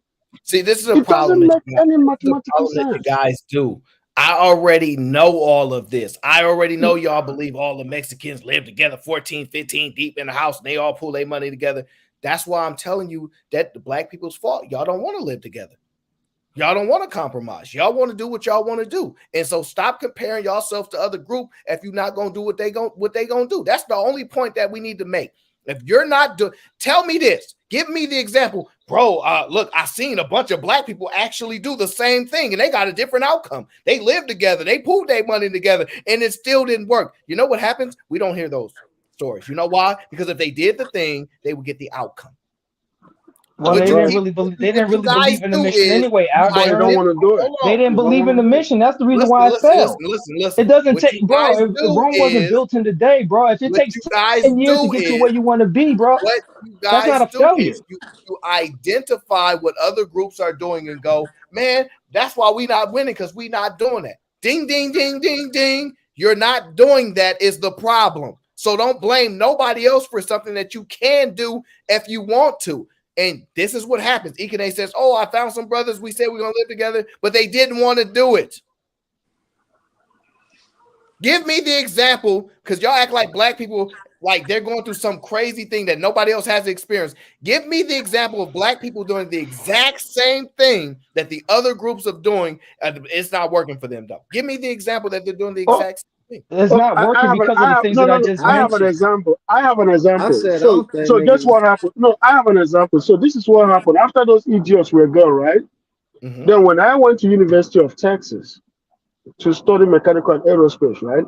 The guys that we all lived together, we were 4 guys in this apartment. Each of us paid only $300 a month. Instead of one person paying $1,000, right? We all chipped in $300, and it was so good. Okay, I just took my cousin to Houston, so it's 2 of them, 2 rooms. The apartment itself is 1,200 and something, plus utility. Everything came out about 1,400. So I told my cousin, you got to get a roommate. So he got a roommate. So he went from 1,000 for something to 700 and about 720, 730, some change. You see what I'm saying? Then I told him, okay, guess what? You need another extra 2 more roommates. If you want to cut that bill in half again, there are 2 extra more roommates. So I talked to the both guys. They said, yeah, they want it. They want it because they're going to save more money. I said, okay, go back to the university, look for students that are willing to pay, and get 2 extra more roommates so you can call your bill. It extra help. So now they're going to be only paying how much? 25% each person of the bill. Mm-hmm. So that's what I told them. They're going to do it. That's how even apart from being in the university, if you're not married, this is my advice. If you're not married, get roommates. If you live in 2 bedroom, 1 bedroom, get 2 or 3 roommates in that 1 bedroom. I did the same thing when I was in college. 1 bedroom, 3 people, and we were fine. So get you roommates. If you are married, right now, you can live by yourself. If you live in a house, 5 bedrooms, all you need is 2 or 3 bedrooms. Rent those 2 out to family members that are willing to pay. Didn't we tell you how to be quick with this quick strikes? Watch what I do. I make a point, boom, boom, boom. I landed. Like, we understand what is required. What I'm saying is people are not doing it. And then they're blaming somebody else as if, oh, the reason I'm not doing it, the reason I don't want to live with another black person is white supremacy. Aaron, nobody's saying that. No, Aaron, come on, man. Come on, Aaron. Listen. Sorry, blaming a white person. Listen again, okay? When a solution is presented, an example is given, an example is then identified as real, meaning we actually can do this. It's actually been done. Now you know it exists. Aaron, you can't blame nobody else, and that's what people. Oh, go ahead. Let me tell you why I agree with you. The reason why I agree with you is because when we give these examples of, just like Akene said, get your roommates. You know what I'm saying? It might be a struggle. Well, we've been struggling for 400 years. I'm tired of struggling. this is what these are the reasons why we give of why we don't want to live with other black people, because we already been struggling. Why we got to struggle, right? You ain't had no part of that struggle. It is a part of white supremacy when we bring up the reason why we don't want to do it. We've been struggling. No, you ain't. You ain't been struggling. So I agree with what Aaron says. It might not come out their mouths of white supremacy, but that is part of the reason why they say black people have been struggling for years. Why we got to struggle. I do agree with that. I don't think it's because of white. I think that's what. Hey, can I say something real quick? First of all, what's up to everybody on the panel? Shout out, what's up, Hey, Diesel, what's up, Lee? Aaron, Ronald, Ikine, Anastasia. What's up, Lee? What's up, bro? What's up to everybody? I think black people don't want to be together because of we just not nice. Just not nice people. Because those same black people that you're talking about, they'll go live 5 deep with the Spanish people. They'll go live 5 deep with the white people. They don't want to do it with black people, and I think it's because we got this negative mentality. And then another thing, low key, I don't think black people like to be called the N-word. I don't think they do. I think that's another big factor to why you don't want to be around a bunch of black people, because you know a stranger who don't even know you, he gonna pull up N-word please, and even though you like he can say it, but I don't really like to hear it from another culture, so you really don't like to hear it. So I think it's just like a bunch of different things, like the fact that we still calling each other the N-word 400 years later, right? We not nice people. Majority of us, I mean, the ones that are, they go out and they do their thing. But on average, most black people, especially black men, don't really be nice. They wanna tell you how to live. Oh, this is how you be a man, and kind of super aggressive. So you know, Lee, the issue. So I understand what you're saying, but the information that you're missing is that the people directly around us, we don't get along with. There's countless people that we've met on this panels and be like, man, we get along with them so dope. We can live with them. We can put money together with them.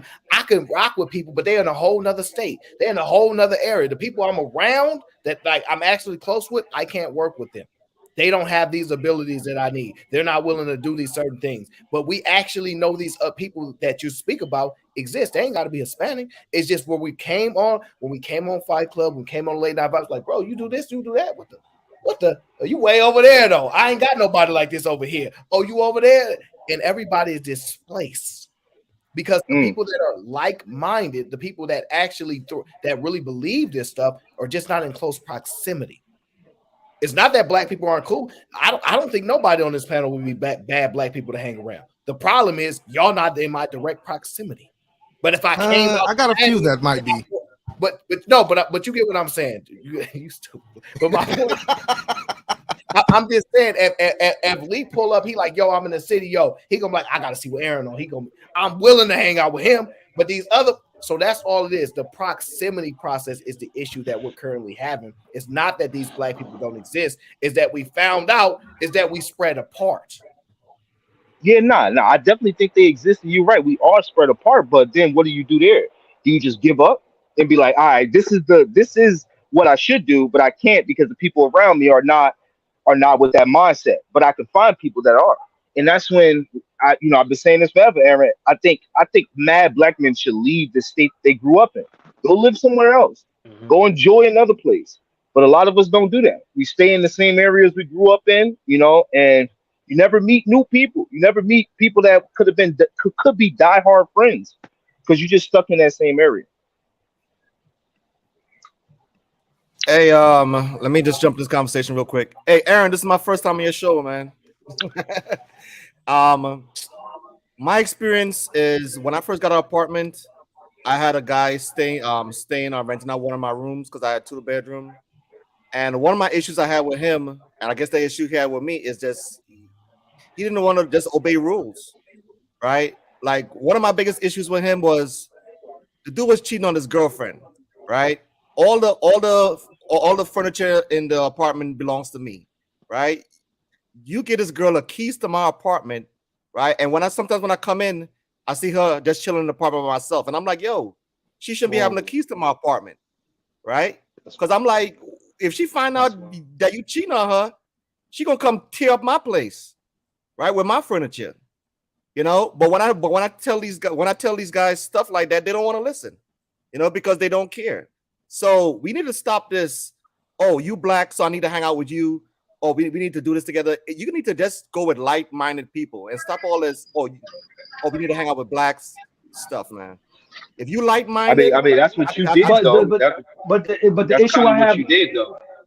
You but did the the issue same I thing that have you with said that you though, should. if you decide to go your own path and get with like-minded people, whether they're you know, they're Hispanic, Asian, or white, other black people will tell you that you sold out and you're not with your No, they own I won't. don't people. give a damn. No, they won't. That's what No, they I'm won't. No, they saying won't. though. Like, They're not even so gonna be it's in your like damned space, if you though. do, damned if They're you not- don't kind of mentality that we always have and shit like that, man. You know, it's Why do like you That's care? not. Why do you care I what mean, other it, people That's say? it, No, the end exactly. result. That's Who you exactly, responsible man. for? People be You're responsible caring for about your. what If you have a people think, wife, bro. your wife and your children. That's all you're responsible for. Who the hell you care what other people think about you, right? Those are it's words, Exactly. usually it's right? mostly the idiots in this fucking chat room, bro. I wish I could slap all of these Who niggas the in the hell chat, care bro, because about they them? started to piss me off. Oh well, you stop looking at the chat, then. Stop looking at the Stop chat, looking then. at the chat, man. Don't Stop looking you at can't let things get to you, man. You can't let things get to you, man. And I think that like a lot of us are emotional out here, bro. A lot of us are emotional. Like you No, I'm made a not great emotional. I'm point. just pissed off, bro. I mean, I'm not talking. Well, pissed off is an I'm emotion. a human, You bro. I know, can't be that's pissed off. The you could fuck? be pissed off. Right. Let me ask you a question. Do you like monks? Do you respect how monks carry themselves? Just a yes or Yeah, I no do. answer. Yes, I Right. do. You do because you know why you do? You do because you understand that the way that they carry themselves is the way that every human should kind of carry themselves. Where you turn the other cheek, where you look the other way, where you understand where someone is attacking you, the moment that they are attacking you is because they're weaker than you. And that's just the fact of it. When you got people talking shit about you, or you got somebody saying, "Yo, bro, why you with these white people?" You know, if you coming up, you need to just get away from those people. There's billions of people. There's a lot of people doing a bunch of shit. There's a lot of hood dudes, black dudes. There's a lot of hood scholar dudes, right? I mean, I'm not hood. There's a lot of articulate black scholars, right? There's a lot of dudes that's selling drugs. There's a lot of dudes, black dudes that's in the Olympics. I be watching it all the time. It be all black. So like, it's a lot of people doing a lot of things, bro. You got to get around the people that's gonna look at you and like, oh, why you got with dude, Caucasian Well, dude. Oh, that's cool. Y'all building. That's it. Like I would never be around a black dude that's gonna say some shit like, "Yo, bro, why you building with the white man?" I would immediately block you. Let me add this. Yeah, Let me so add this. I already Let me let me add this to what he just said. What the other guy just said. Just learn how to control your temper. Okay, it doesn't worry. People in the chat are going to say whatever they want to say. Just control your temper. That's what makes you a man. If you're able to control your temper, that makes you a man. Any man that's able to control his temper is a man. Any man don't that you is not That come makes able you off to, on a intelligent. It's not tirade? about a No, man. this is I think not the that makes you discussion intelligent. about what a man is. Okay, guys, Yeah, don't do I that. don't think it. Stay hey, focused they, on the That had chat. no relevance. I Yeah, That had said it's from the start, we need each other, bro. so listen. Let's Crazy. I'm try just this. Right? In y'all experience, right? Whenever people are venting about the difficultness in their life or the things that exist, what are the complaints that they actually tend to have? Somebody else. Somebody else. There It you ain't go. fair because this person, why they get to do this and why they, it's always about somebody's life outside of their own. You know why? Right. Because of envy. People are envious of everybody else's life. They don't love their Mm, own life. And mm, that's the only problems that we having in this world right now is the envy. If you mm. could not use nobody else in your example of your life, what you Oh, then can so my hand complain was. about?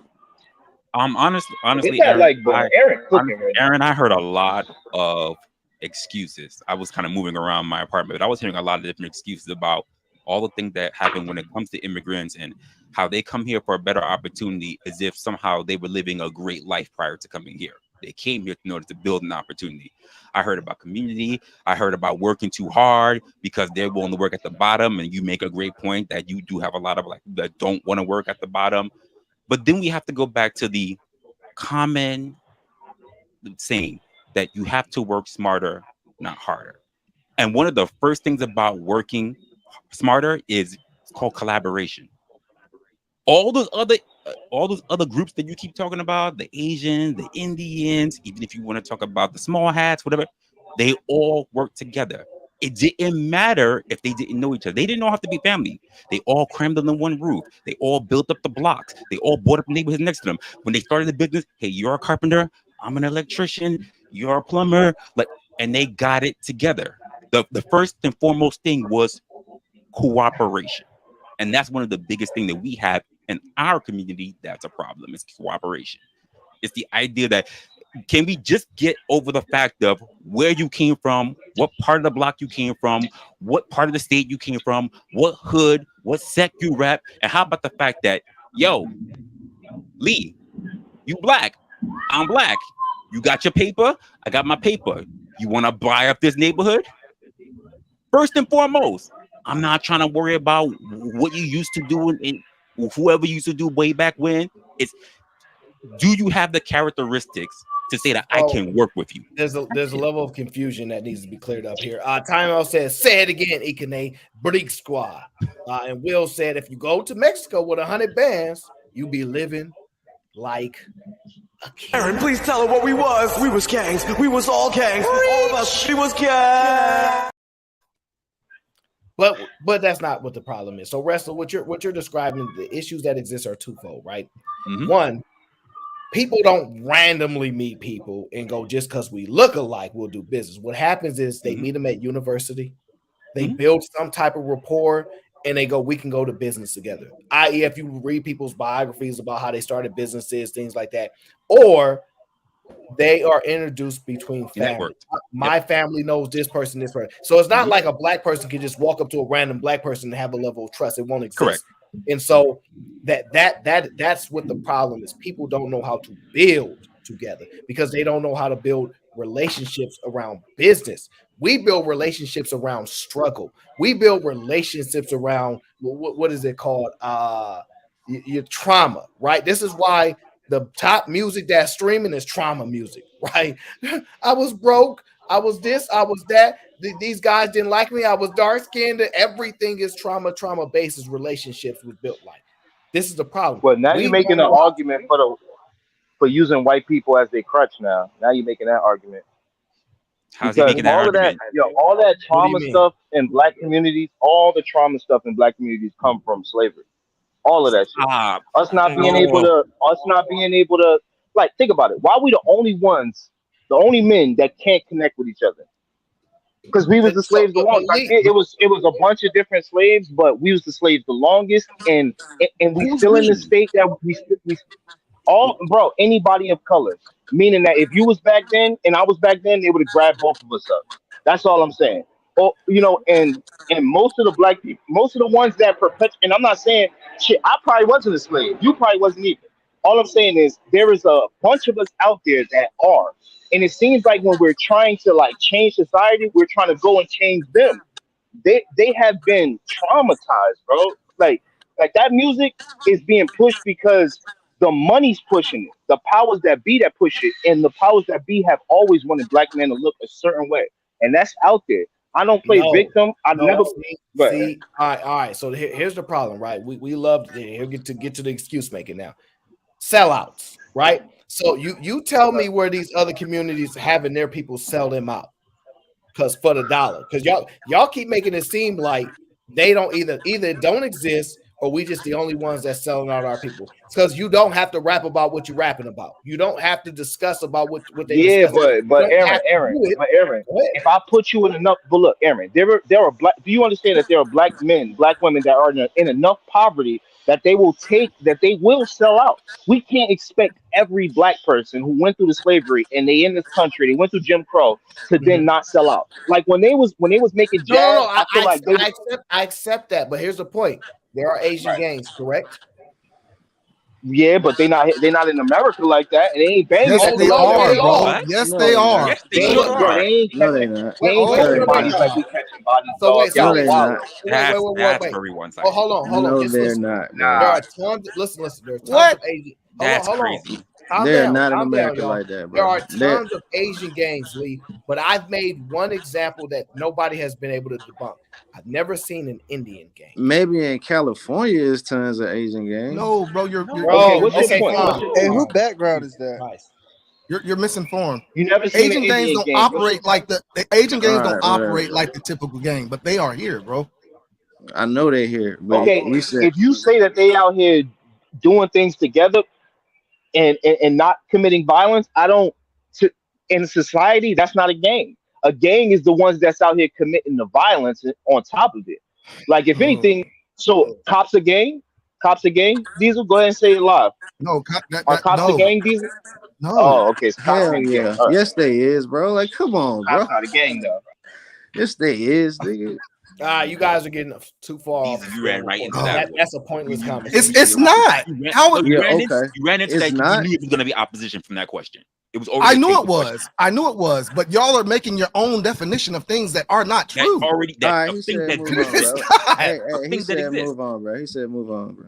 Yeah, like, we're not gonna win. Our that cops not a gang, but Asians not are a gonna, gang. we not gonna win that battle today, sir. All right. Like we're not gonna win that battle today. We just not. The overall point is, I just want people to understand the circumstances in which people are in are usually indicative of the decisions that they make, their parents made, or their grandparents made. That's it. That's it. That's what life is. I know y'all don't like it, and this is what I want y'all to tell you. Tell y'all parents they suck. Tell y'all grandparents they suck. And y'all the reason we in these circumstances. Don't say it's the white man. But the problem is y'all don't want to admit that it's your family's fault.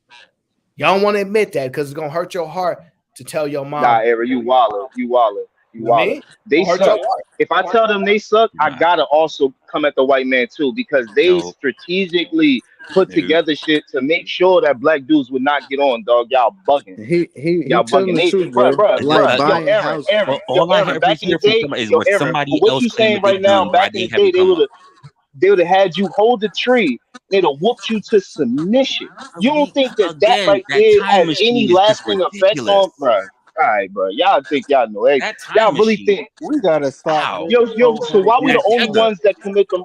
Why we got violence onto us, and now all of our neighborhoods is violence, and y'all think that none of that slavery stuff has All lasted. of whose neighborhood? No, they're not. Why are bro. you still Most talking of- about most slavery, man? It is most- That 2020. Give me tether is name a black crazy. community. Name a black community that's not catching bodies in the hood. Name one. Say a The city one right I now. work in. The one I work in. Guys, Okay. y'all going all over the Okay. place. What's the city? Right now. What's the city? Hold on. East Spencer. Lee. Let's not go all over the place right now. Hold on. Because King said pulled up, and I know he probably heard something specific that he want to respond to, and it wasn't. What? But what about Nah. what about the housing system they put into place in the '60s where they wouldn't even let black people buy houses? Okay, so let me just wait. Why are we living 60 years ago? Because that shit still have an effect. Because that shit had A a lot of effect, them bro. people That's still why, own bro. that Why you property, think? nigga. Why you think? A lot of them people Look. still own that property, nigga. We Yo, we never not gonna have get access to nowhere that in life shit. Y'all living wild, bro. 400 years Why you think we ago. got a community I'm of black talking women that will 60s, have bro, a when they baby wouldn't in let any This is why I named this show. No because you future. just said Hold on, you just everybody, said stop, blame your grandparents. stop. Because you just said blame your grandparents, and it was systems in place where they couldn't get help. This is why I named this show the victimhood continues. Because no matter where we go, wherever I point to the conversation to try to eliminate the victimhood and try to speak to the practicality of decision making, all these things, ultimately we will go back to being victims. And that's why I told Uncle Jeff that, and not just Uncle because Jeff, you're trying to change slaves. Aaron, that victim Because you're trying to mentality change is slaves. in the That's black. why. It's in the You're nigga. trying You to know, change slaves. If anybody got victim they mentality, can't let bro, it go. That if victim anybody got mentality. victim mentality, bro, it's OG, these is white that you? folks. It's these white folks, and mainly them right-wing white folks. They out here crying about Jews I gonna ain't saying replace all them. that. Hold on, they crying about the immigrants. They crying that they second-class citizens.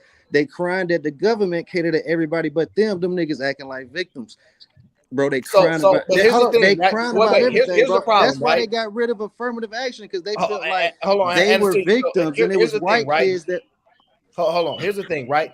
I accept. Let me be abundantly clear, right? Because it's not an ignorant thing. I accept that Black people went through stuff.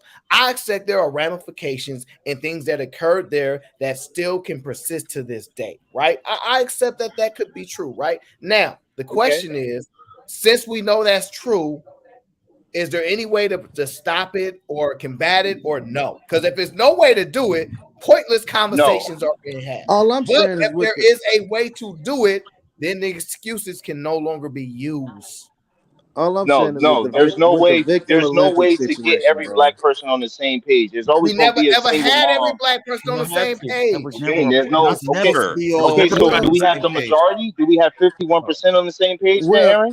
Do we have Aaron, 51% at least? That's So not we a don't even point. have Aaron, 51%. that's why I told you the great leader and a great influencer come into place. We need somebody that can influence at least a vast majority of us to get on the same Nah, page. we don't need no. Yeah, All but that, Starts yeah, at ain't no home. People now. does not have How to. else we gonna unify if Euclid we ain't got a family. person? Hey, Aaron, I gotta Everybody run, needs bro. A lot I of us appreciate that you can having get me us- on, bro. D's, I appreciate you coming up, bro.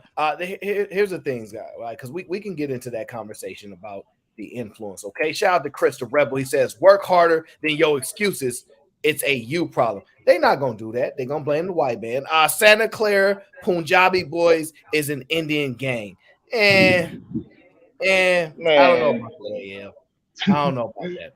But I'll look into that. Punjabi Boys. All right, Punjabi Boys. a gang is somebody that can actually instill fear in people, man. Nobody's scared of no Indians or no Asians, bro. They need to have the biggest gun that they could find to come into a real hood with some real gangsters and scare them. Let's stop. A gang is a group of criminals. Y'all crazy. Nah, it's like but criminals that can instill fear though. Like you cannot tell me that you knew a gang that couldn't, like, even the cops, which is a never mind. Lee, They I know. do the hell not do you want to be want a to gang go for? off on a tangent about gangs right now. Got you. Right? No problem. The conversation are the solutions. Do they exist? Can we acknowledge them? Why can't we then implement the solutions? Because this is where we're going back and forth on these conversations, is that we actually acknowledge that there are thriving Black communities, which gives credence to the existence and the example. Now, the only thing that exists, and I've been proving this, is that knowledge. Do you know there are thriving Black communities? Yes, I do. Therefore, your ignorance has been eliminated. You know it can be done. You know it has been done. Now, what is stopping people from making it happen? That's what the problem exists is. And the only excuse you can have is excuses. They too busy crying. They too busy crying. It is much easier to blame somebody else than to look in the mirror and blame yourself and to work and to Or your make yourself parents. better. Blame yourself or your parents. At the end of the day, That's pure the fact. nuclear family is one of the most important things that we need to do when it comes to the Black community. You need a husband, a wife, and the children all in the same household. Here's the problem, Ron. Nuclear family is being destroyed in every community. It ain't just black, white, Asian, don't matter. Nuclear family is destruction is coming there. Yeah, they don't need humans no more. No. They don't See need what humans no more. we're in a society where women, either the men are not producing what the women desire, and you guys can call them whatever you want for that. And what's happening is that you're finding our birth rate is declining. And the reason is for that is because women don't either trust the men that they're having children with, realize the game, and don't want to participate, and the men don't want to play. Ultimately, that is what you're seeing transpire right now. That's a big fact. I was about to say, when you said making excuses as to why we're not doing it, we ain't making excuses. You asked the question that we giving reasons why we ain't gonna be able to build up Black community. We ain't making excuses. That's the reason why the conversation always gets shut down. Overcome those Because reasons. it's the truth, bro. I mean, the truth is the truth, bro. I'm holding There my were shit down. excuses. I There ain't were saying it's opinions. me. I'm saying It is an excuse if you acknowledge that it can be done and you're choosing not to do it. No, I'm saying it I'm can't be acknowledging done. that it can't be done. Now, This here's the conversation problem. is constantly circular, bro. This is a circular conversation, bro. Nobody's making excuses. That's the an thing, bro. excuse. If somebody is struggling and they're having trouble getting to where they want to be, it's not an excuse. They're not making an excuse. They're probably working this twice as hard to get to where somebody had to run to.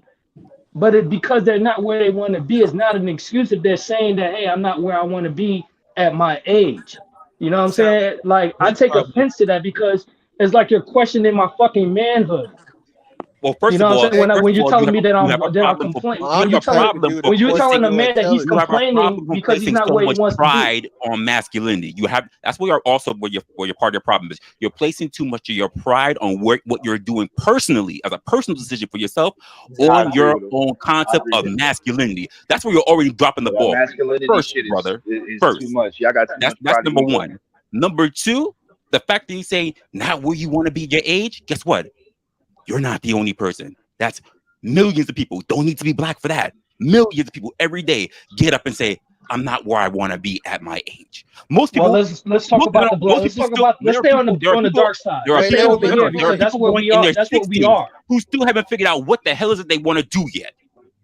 Stop Let's it, stay on sir. this side, bro, because we're not No, talking about You're other on, people. you're on this side because There's nothing but you're black making men up here. because your circular argument is that there are people who are working hard, working tremendously hard, and that there are obstacles in their way. Keep in mind, there are obstacles for everybody, by the way, but there's obstacles in their way, and you got all these other people.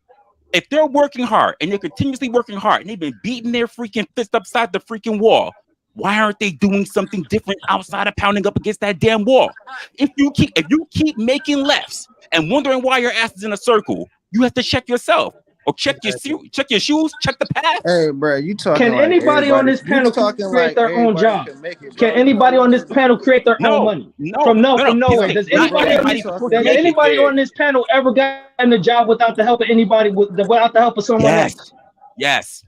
That's what I'm saying, bro. You You talking like You can everybody create can your make own it, job. bro. You can make your own money. Without the employee, Mangoes fall out the trees out here. If I pick them up and I start selling the mangoes, I just created my own job. But Okay, wrestler, what that's I'm the saying is, problem. bro, talking like go bro, outside. talking like If you everybody think can that, make bro, it, bro. gotta go outside. But wrestler, that's the problem.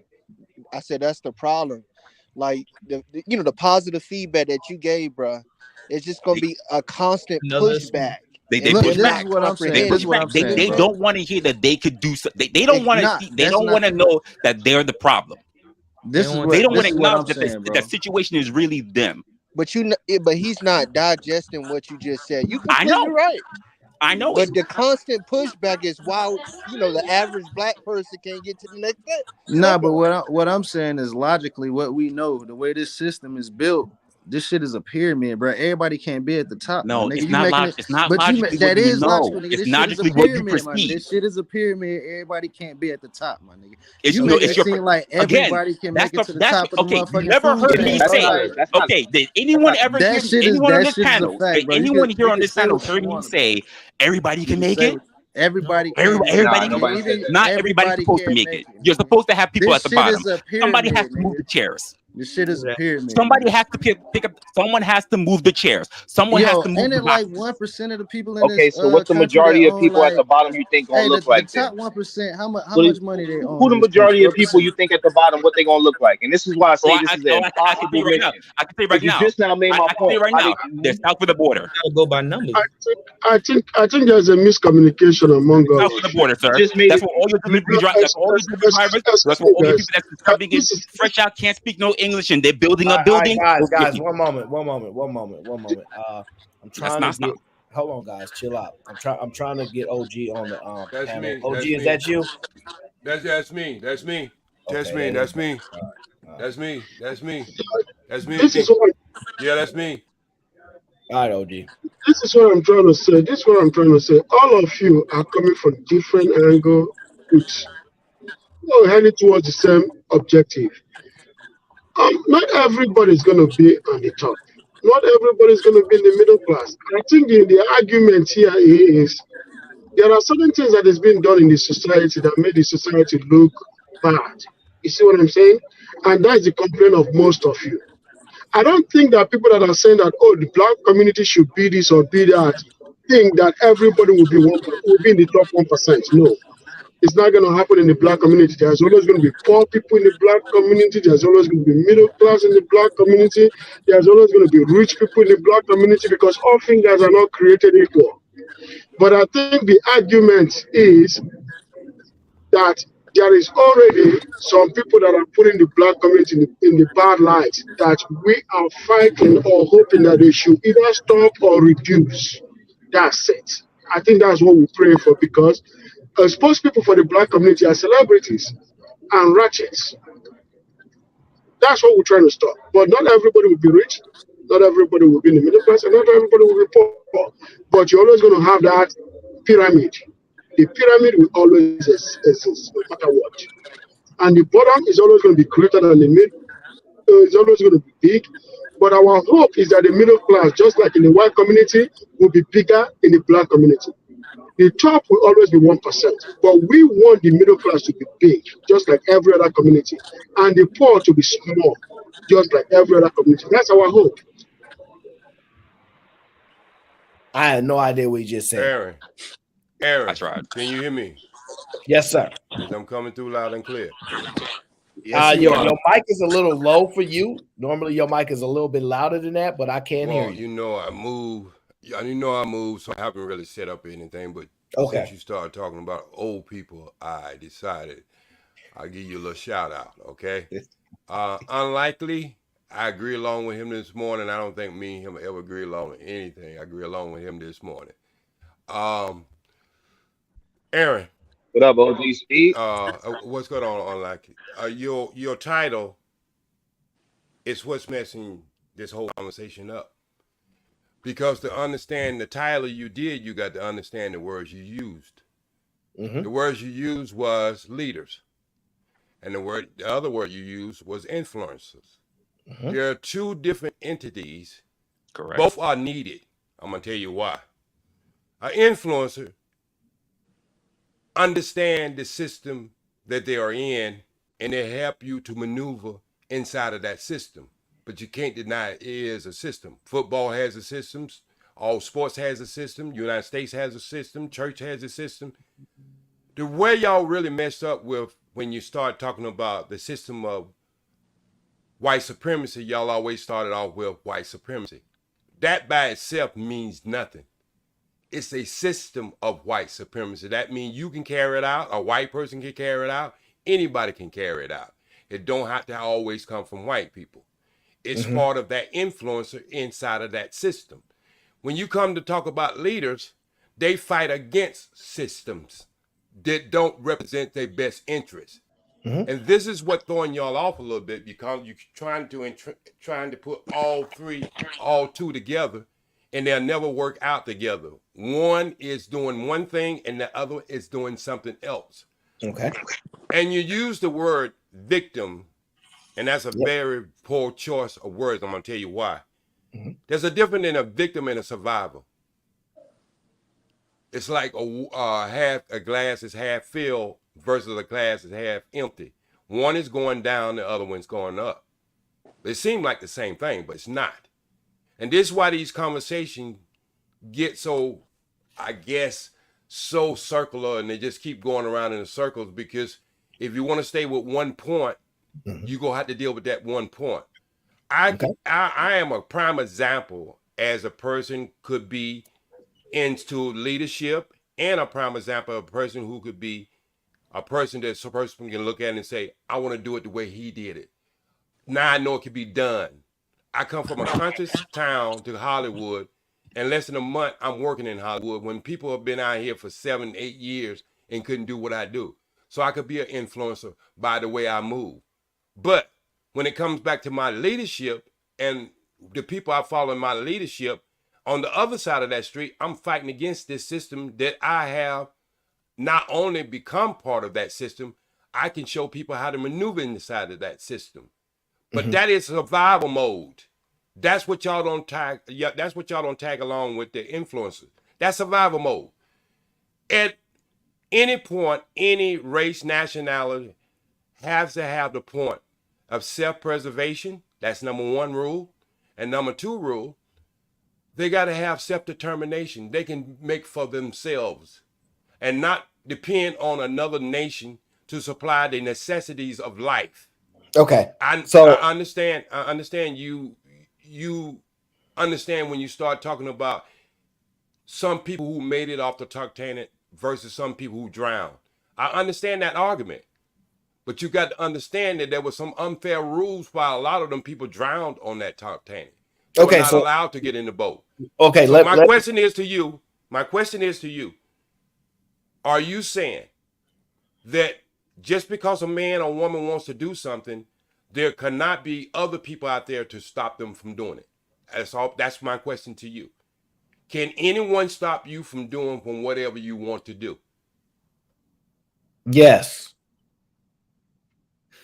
Yes. There are people with the ability to physically try to stop me from getting to a destination. Yes. Systems in place. There are many examples that can be given of people trying to prevent forward progress, backward progress, etc. But I want to get to this point. OG, do you believe there's a system in every country? Yes, I do believe there's a system. I said that at the beginning, but you got to understand what system are you dealing with. Yes, that's the problem. That's the problem we have. We have the problem in this country when you say the White House, it's not just the White House because they painted it white. It's because the Constitution Foundation, it was for Europeans, not Africans, or not anyone who came here. I accept your answer, right? So I'm trying to get you to understand this, right? Because this may be a pointless conversation, not with you, but just in general. Because if I go to China, right, state country, they run that. If I go to most people's country, it's state country, they run that, right? So the thing is, in the majority of countries, right, the majority population run it. You rarely have a country where a minority population is running things. So I can show you a whole continent that wouldn't be true. Okay, give me the continent. Africa. Oh, and what's any others? I'm just showing you one continent that has over 50-something countries. Wait. Is it one? Do not drive on what you just said. Brazil is one of them. The whites minority in Brazil.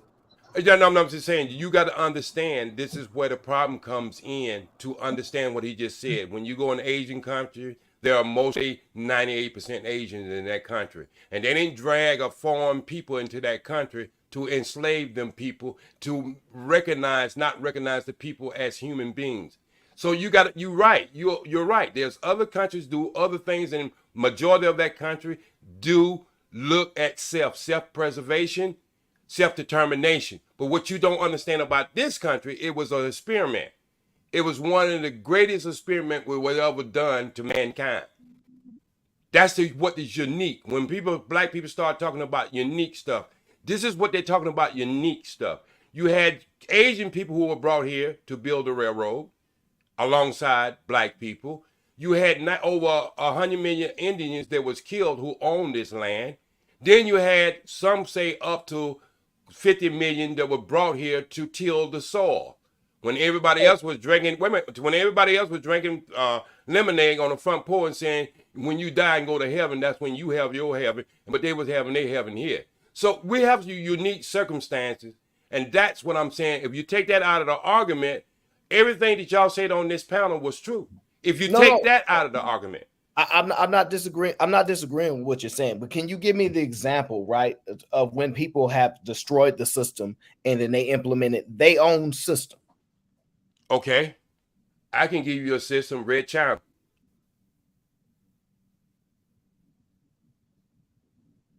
It turned everything upside down. They killed uncles, they killed sisters, brothers. If they wasn't part of the program, if you wasn't part of it, you were against it. So they killed everybody they needed to kill to get their program the way it is today. Perfect. So I'm in agreement with what you're saying. So in order for this system to change in America, do you think a similar action may be required? Oh, yeah. No. What I'm saying is we are much smarter and more intelligent now. This technology we carry in our pocket, Aaron, this technology we carry in our pocket has made the world smaller now. That's why you're starting to see the uprising in Africa. It's not from the old people like me. It's not from the old establishment. It's from the younger people who understand what they needed to do to have self-determination. That they go out to have other people out of their life dictating to them, taking their resources, and then the same man who works in a gold mine all day can't even afford a t-shirt to put on his back. But he works here and he built empires all over this planet. But they don't get anything back from their resources other than a military around them and saying, you can't do this or you can't do that. France tried that in Haiti, and they lost 50,000 soldiers. And this is why all European nations are against Haiti right to the day. It's what the hell they did. They beat the best military, so it can't just be military. That's why I say we need both people, the leaders and the influencers. I'm not disregarding neither one of you all, because on both sides of the table, I've been on both sides of that table. And I do understand, if somebody put a hurdle in front of you, you got to learn how to jump over it or go around it. But a lot of our conversations can't even be had over these internet because a revolution won't be televised. Well, OG, we gotta get out. We gotta get out the history book. All right. So we can't get out the history book. You know why we can't get out the history book, bro? Because everything you say we got to get it out of the history book, the other people we have a problem with have benefit from that history book. So you gonna take their benefits away from them? I'm asking, are you willing to take their benefit? If they benefited from it, and we submitted to it, are you willing to go and take all their benefits away and let us start off the race? Exactly. I'm not going off of no one's history. You know what I'm saying? I'm just saying that. Well, history is very important, bro. Wouldn't you say? Not just in this kind of conversation. I'm talking about any conversation. There is a big misunderstanding between the old generation and the new generation. The old generation talk about history, but the new generation doesn't want to hear about history, and that's the problem. If you don't know your, I'm coming, OG, I'm coming, okay. If you don't know your history, you're blind. So listen to OG. OG is telling you the truth. The thing is this, right? This new generation is heading towards a break. They don't know that because they don't want to listen. And all them ain't got nothing to do with me. Now, let me tell you something. It has a lot to do with you. It has a lot to do with you. You have to listen to let me handle this. I know how to get a cat in the corner. Okay, let me handle this. Okay, number one. Your doctors even want to know your history of your family history. If that's important for you to know your blood, what your history for your family ailments and stuff like that. So you see, when you start, I get that. I know you get that because you get that. You get that because you don't have to fight for that. Nothing to do. No, I know why you get that. You get that because you don't have to fight for that. You don't have to go out and make an argument for that. So it's very easy for you to get that. That's why I got him on my staff. I work with the white boys. Go ahead. Oh, you know, that's good. And we gonna get to the promise. That's good because I like keeping my enemies very close to me. I like to keep my enemies very close to me. I told they be up here bragging about that type of shit, Aaron. That's what I'm saying. I like to keep my enemies very close to me. I had another dude on one panel talking about, oh, you a sellout for not working with the black. I ain't call you no sellout, bro. I complimented you. No, I'm not a sellout. No, bro, I complimented you. I say you are influencer. Do you understand? We're working hand in hand. We just going into the same direction, doing two different things. Do you understand what I just said when I first came in with my open statement? We need both. I need people to work with white people. I need to work with white people. But in the same manner, I'm working towards self-determination. OG. I was just talking about first. Black I just want to add something to what you're saying with the leader and influencer, but I also have a question. So the thing about the leader and the influencer is that they're pretty much the same. The only difference is that when you say the leader's making a self-determination to pretty much go against the system, that's not right at all. Or burn down the system. No, they're actually work. The difference with the leader and the influencer is that they have the same amount of abilities, except for the fact that the leader, one, works for the organization and they actually have a position of authority. That's number one. An influencer, you can have all the strategies and all the charisma and everything. That doesn't mean you have a position of authority. So that's just that. Okay. That's that. Now my question. So you mentioned about the past and about history, what the case may be. You even asked Prolific the question of when your doctor should ask you your family's medical history, right? So the issue that I have with people with particular points that are being made when they dive deep into the past, into the history, is the fact that even when a doctor asks you, what is your medical history from your family? They don't try to treat you with the same methods that were done in the past. They treat you with modern medicine. They get a gauge of what was going on in the past, but they treat you with the current medicine available. As in, they don't get stuck in just trying to do things the old way. That's the issue that we have. We're not moving forward with the new way of things. Sir, you got to know you just jumped into the lake where I work at, okay? So your example is a bad example because this new pharmaceutical doctor, FDA, and all that, they want to treat you. So there are old medicines out there could actually cure people. They use it as a monk. This is why these conversations get very sticky, because when you start to talking about the money value of something, you follow the money, and then you'll know who's telling the truth or a lie. So again, you bringing up money didn't bring up the point that I made. No, the point of it is you keep acting as if we got metric tools and standard tools. That ain't what you. That was your example of trying to.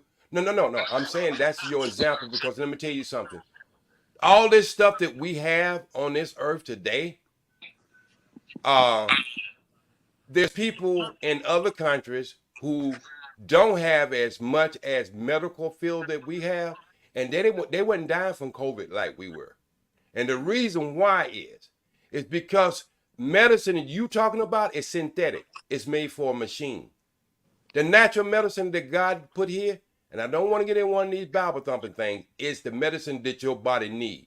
You got to understand, you can put transmission fluid in your oil if you want to, but sooner or later you're going to pay for that cost. So you can't use that analogy to try to cover the point you was trying to cover. Do you understand the analogy that I made and the comparisons that I made with the actual? I understand what you was trying to head towards. No. That was actually the comparison. No. Again. And you're moving it to other places. Again, just because you come up with a new way of doing something, that don't mean it's the best way of doing something. So you can take argument into circles forever. So what you try to use as an analogy that I was using somewhere, what you try to use as an analogy, let me tell you something, bro. War has been going on ever since mankind been here. Regardless but we don't wage war the same way we used to. Or whatever. And I did say at the beginning, it could not just be a military. And what you forgot in the beginning, a leader has a more militant mind. An influencer, no, listen, I'm telling you my definition of it. You can have your own definition. Okay, then your definition. Okay, cool. My definition, a leader has a more militant mind for self-determination. That's what a leader is. He's to lead his people in his best interest of his people. I'm a lead black people. An influencer is one who looks at something, engage it, and then that person goes and see how to maneuver inside of it. That's an influence to me. Like if I come to Hollywood and I said, you know what, if you start off as an extra versus trying to get your first role, you might get it in front of the camera enough where a producer or a casting director say, you know what, I need that person. Versus you just keep sending out headshots. That's me influencing someone who wants to get into Hollywood. Me as a leader, I would say to a person in Hollywood, look, they gonna try to put you on that couch, bro, one way or the other. They gonna try to get some bullshit on you.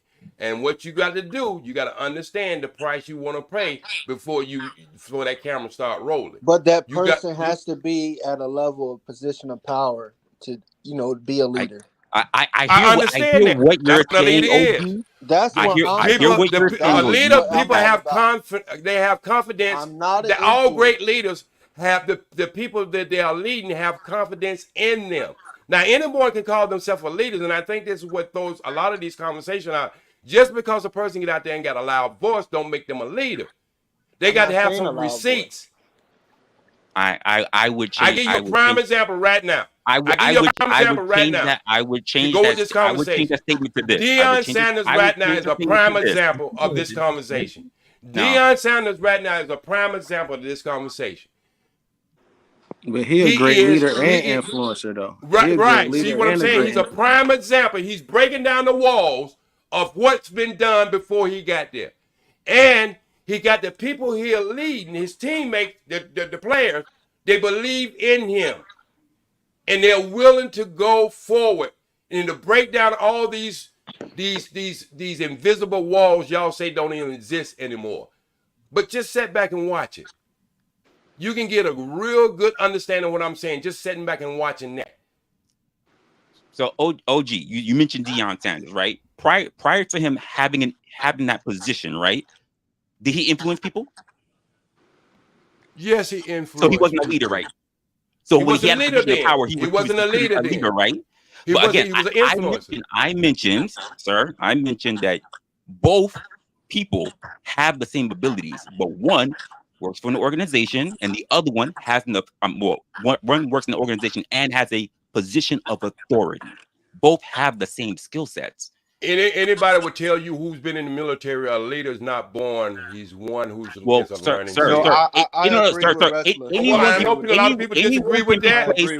anyone can be placed in a position of power and consider themselves. No, listen what I just said. Anyone When can be Leon, placed in a when position of Dion, wait, leadership. That doesn't make them a leader. wait a minute. When Dion was out there, being a coach for Little League, nobody in college or NFL looked at him as being a leader. They were just saying he was out there boop bopping and whatever they wanted. He was coaching, right? Wait. So even when he started applying for jobs, nobody looked at him as a leading coach. That's number one. He went out there, he proved himself in Jackson State. You understand? They only looked at him as a football player. And when he proved his point in Jackson State, it started raising some eyebrows. How? That this man, wait a minute, this man do have leadership skills. Now you're starting to see on another level that this man do have leadership skills. But How this did he is prove not himself, something, though? wait a minute, this is not something that Dion will tell you that. When he played football, he'll tell you he was not Aaron, a I need leader. Dion on the panel. He was about, wait a minute, he'll tell you he was about self, motivation of self, going out there being self. But to pull people together, bro, that takes leadership. Anybody can be great in any one thing. It takes a great leader to congregate men or women to want to follow and to have confidence in you. That take a great Well, influence. sir, That take a great this is influence. something I can't. This is a point that really it hits a wall of contention because, quite frankly, if we're only going to debate what you personally would see the separation of degrees between a leader and an actual influencer, then we can't go nowhere because it's an actual definition. It's not hard to look up. But if we're only going to go on based on what you say, then there's no way to move forward. I'm just telling you say I'm that, just but telling you that, wait. Stop right there. Stop Stop right there. You say that, but I'm a prime example of what I say. I raised 5 sir, you wait. listen What I'm saying. Look, and I'm still look at my name down there. What my name say? What do my name say? OG still learning. See, that's the problem. Is I'm here. I don't have to be here. I'm here to talk to young men to tell maybe a different side of the story that's never been told the way I tell it. Okay? I am a prime example of a person who's never smoked, who's never drank, who's always been into sports. At 65 years old, I can look 30 to 40 years old anytime I choose to. Only thing I do is go on a water fast. I have proven that over and over. So what I'm trying to say is, I am a prime example, and I hate to use this word I, because I am a student of a student of a student of a student. So what I'm saying is, yeah, this could be a circle conversation if you're not willing to give in. I gave in from the time I came on this platform. I say we needed both. I never did say one was better than the other. I say we needed both. At this point in our life, I say we need both. You're trying to tell me that the both has some of the same essence. I never deny that. What I just said, we need both. I never said one was better than the other, sir. I never said you said that. I'm just having a conversation. So I just said they're both the same, and I just told you. No, I'm saying that if they both were the same, we had to have a different name for them. If they're both the same, we would have to have a different name. The both of you are saying the same thing. Just so you guys are just trying to find out who is going to win the argument of the same argument. It's not even about my brother. It's not even about it's about having the conversation. Sometimes things are not arguments. Sometimes we as men and we as human on this earth, we have to come to a great understanding. I come from a different generation. I talk a little different than you all. A lot of you have got this vernacular, and y'all got this grammar down to the ace. But sir, a lot of when I first started speaking with you, but a lot of y'all recipes. A lot of y'all recipes to go with y'all grammar don't mean shit sometimes, and that's where I come in. and try to break it down to a 6th grade level where people could understand what you're really trying to say. But and I came in, humbled myself, and said we need both. I didn't tell Aaron that he was wrong for this word or that word. I say we needed both. If anything we get out of this conversation, we need both. There must be confusion because again, there was never a point where we drifted from each other. Again, when I came in, I said, I hear what you said. I'm just telling you what the definition is that I know it to be as it's already known. And then you stated, well, I'm saying how I see it. And I said, okay, cool. We're good with that then. Okay. I said it Again. from the beginning. Oh, okay. You say definition. Webster get 500 words every year. So what I'm saying is I put real things behind definition. And we're so not you in a have to see disagreement. if it works for that definition or not. I put Again, real life if it's events based on with how it. your own experience is, sir. We have No. we have A point lot of of these things are not just based on my own experiences. A lot of these things is based on other people's experience. If I live my life based on just my experience, I would live a very narrow, and it'd be all about I, me. I look at other people plights and journeys. I look at historical events. I look at future events going to happen in the future. Just like we got Brits right now. Y'all, a lot of these spaces talk about box all the time and not knowing that something totally different is happening in the world. Because y'all are stuck on it. A lot of y'all got money stuck in the bank right now. You should be putting it out and putting it into precious metals. Because when it's all said and This is done. what I was saying right here. And when it's all said and done, we got to stop being behind the curveball. You use Deion Sanders as a good example of a leader and an influencer. Do you have someone that's a good example of just an influencer? Because every leader is also an influencer, but not every influencer is really a leader.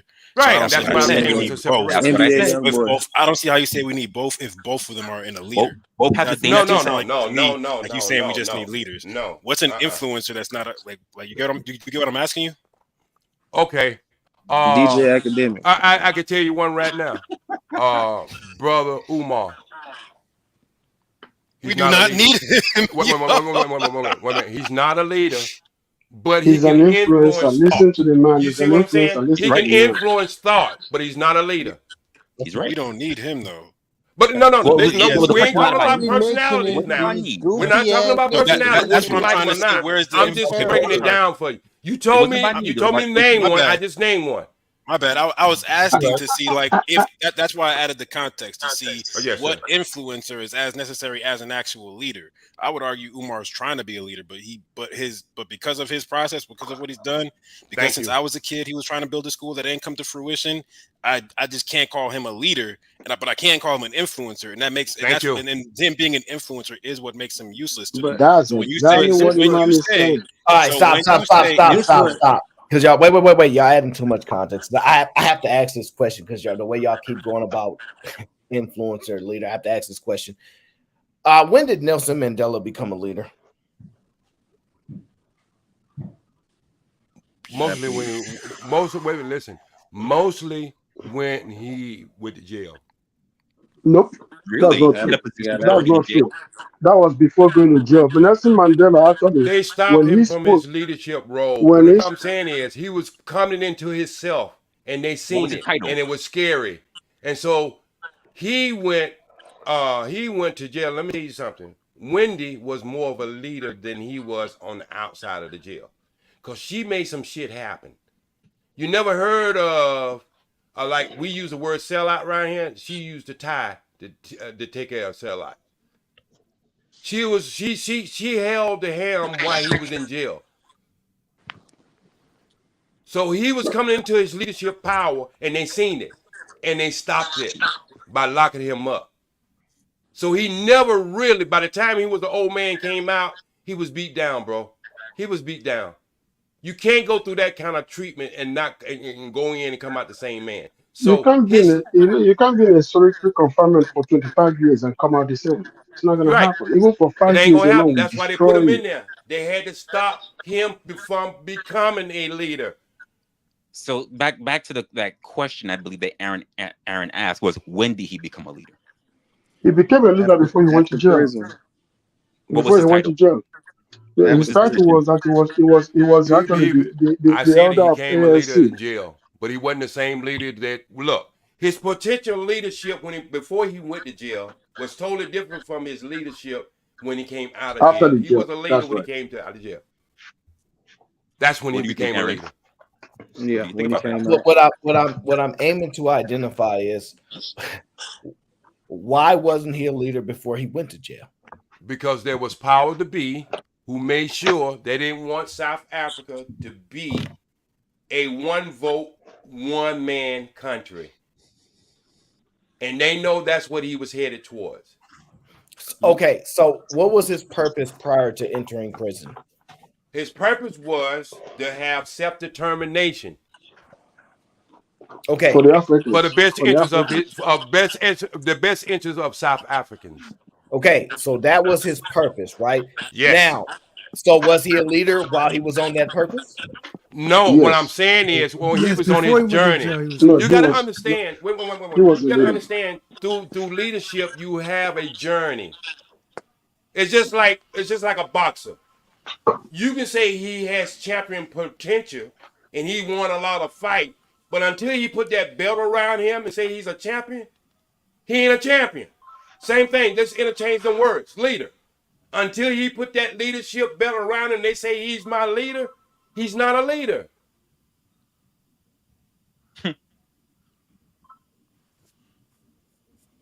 Yeah, Aaron, you can take that. You can take that on. I'm not doing that dance again. Well, I guess you don't like two-stepping. No, you're doing boxing. See, I know when you slide some slick shit in, Yeah, bro. I know to when you counter slide what some you slick just shit. said, Wait, you gotta understand. You OG, dealing with a seasoned brother, not one of these old OG, handkerchief ass I'm tap not. dance. I'm not gonna be Guys, I as know when you slide some. you being born first. One sec. I need to read the super chats that came in. AL says, "What's the majority population in this country? Red, orange, and yellow. What's the ethnic distribution of the white race? They are the powers that be. They say because white literally includes a lot of things. Color crowns primarily. Chris Rebel says, my only opinion is cherry picking history. They will never stop that, Chris. They will never stop it because people will use the evidence that they need to substantiate their points and ignore the other parts. Okay, T.O. says leaders can guide, command, and or influence a group or organization. So leaders are also influencers. That's pretty much what they've been going back and forth about. Black people in America are a lost cause. The mindset is effed up. Well, they're not going to quit, are they? We only just started using the term influencer because of the internet, which is just yesterday. That's accurate. Yeah, well, depends what circle you. Depends what circle you're in. But I don't fight everybody. It depends what circle you in. It just depends what circle you in. Y'all, a lot of things y'all get to see, I don't get to see. A lot of things I see, y'all don't get to see because if we don't hang around the same demographic, we don't hang around the same people, y'all will see things differently than what I would see. I was raised in the Nation of Islam for almost like close to 40-something years. So I see something totally different than you might have seen. I be around people who don't have some of the problems, and when it comes down to relationship overall that y'all having in just regular life. You see what I'm saying? I go through things with guys who the minister say you pull yourself up the bootstrap, but he ain't saying it with hatred. He's saying it with love. He's telling what you need to do. So it's something the same thing you hear Donald Trump saying, you will hear the minister Farrakhan say. But there's two different voices that are coming from. One is coming from love and one is coming from hate. And so when you understand that, you can understand the reason behind why they say it. I understand why you're saying that, but when you put up the super chat, it was because there is the idea that on the internet, as the internet spread across the country and connected people across the country, there's another general idea of what an influencer is, and that's why people like put on their resumes and shit now. It's a new idea. It's a new concept of idea. That's what I said earlier, Aaron, when you asked why we ain't never built another Black Wall Street, why other races can come over here and build thriving communities. I said they stick together, right? I said you go in the Chinese food spot, there's a bunch of Asians working in there. You go in the Indian curry spot, there's a bunch of Indians in there, and so forth. But this prolific nigga came through and gave an example of what I said, bro. Black people want to hire white folks and shit, and he up here bragging about it. You know what I'm No, saying? I'm But not you, bragging about it. Hold on. Let me land the plane. Let me land the plane. You land in plain I was peace saying and I was love, coming and from a always point. strive for the truth. I'm leaving. Prolific. You don't Wait have to a be minute. feeling guilty I'm just about asking, that. bro. I'm gonna let you do your thing.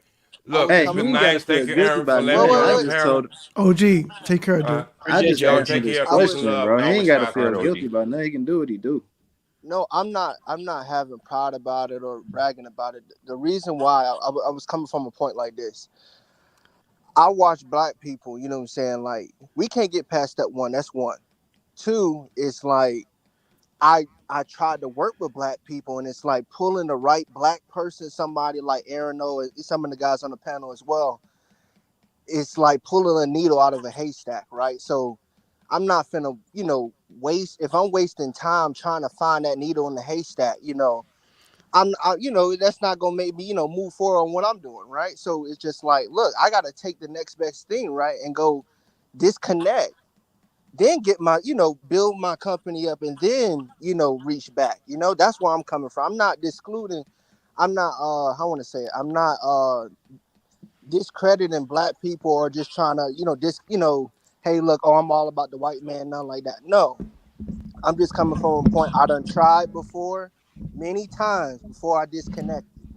So it's just like I have to do what I have to do to get to the next step, and nobody's not gonna feel sorry for me. So that's Like, pretty much why it. do y'all treat people who have like jobs with white people or be around white people as if just by that fact that they're anti-black? Like, I And that's Well, don't the I'm see just why. going off. I'm just going off of him pretty much brag. Say I don't do business with niggas. I only do business with the white man.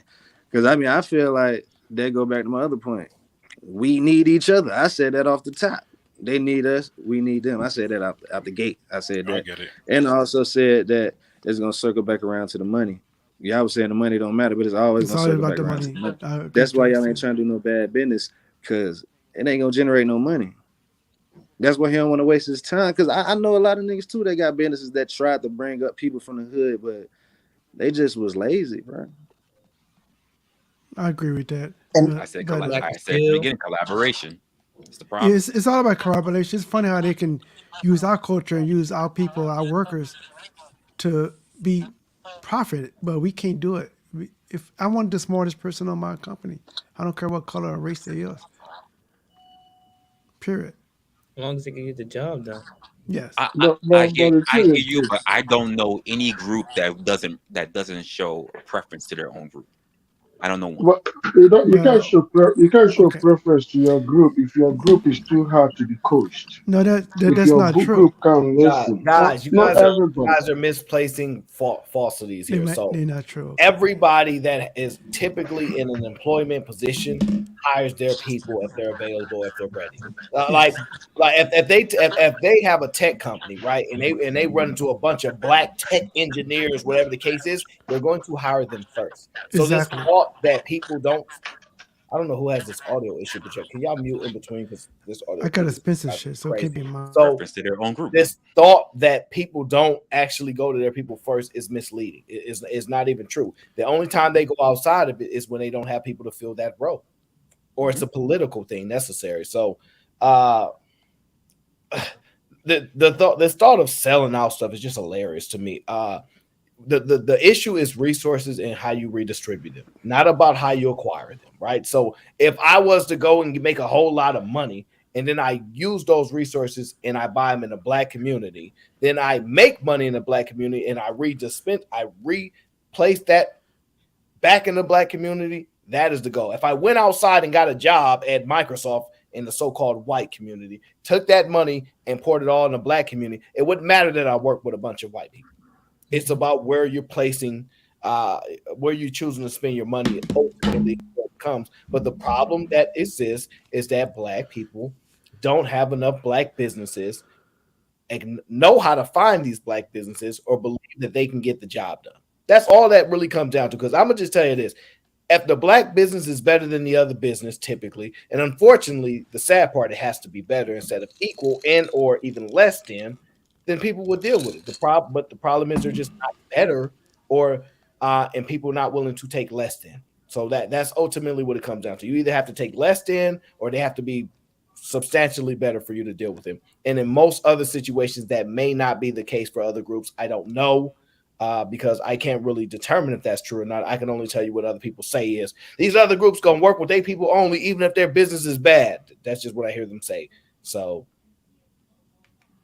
that's a pointless battle at this, for at least for me. I'm just trying to identify this influencer and leaders problem, because I'm going to ask y'all this: what ultimately, when we say we don't have leaders, has there ever been anybody that's been a leader of all black people? And the answer is no.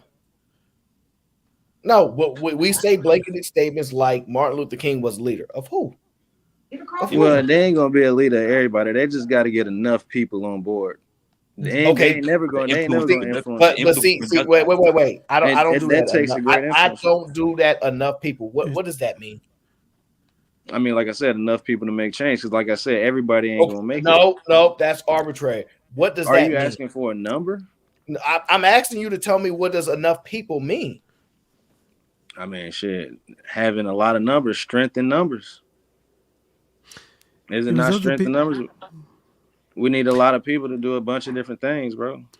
Malcolm X was, Martin Luther King and Malcolm X don't count because they used religion. They had a structure outside to be to be qualified as a leader through, like the same way some people use a job. That's why people look at Jay-Z and say he's a leader, even though he did music. He became a CEO. So when he says he's a leader, he's an actual leader of people, an employer of people.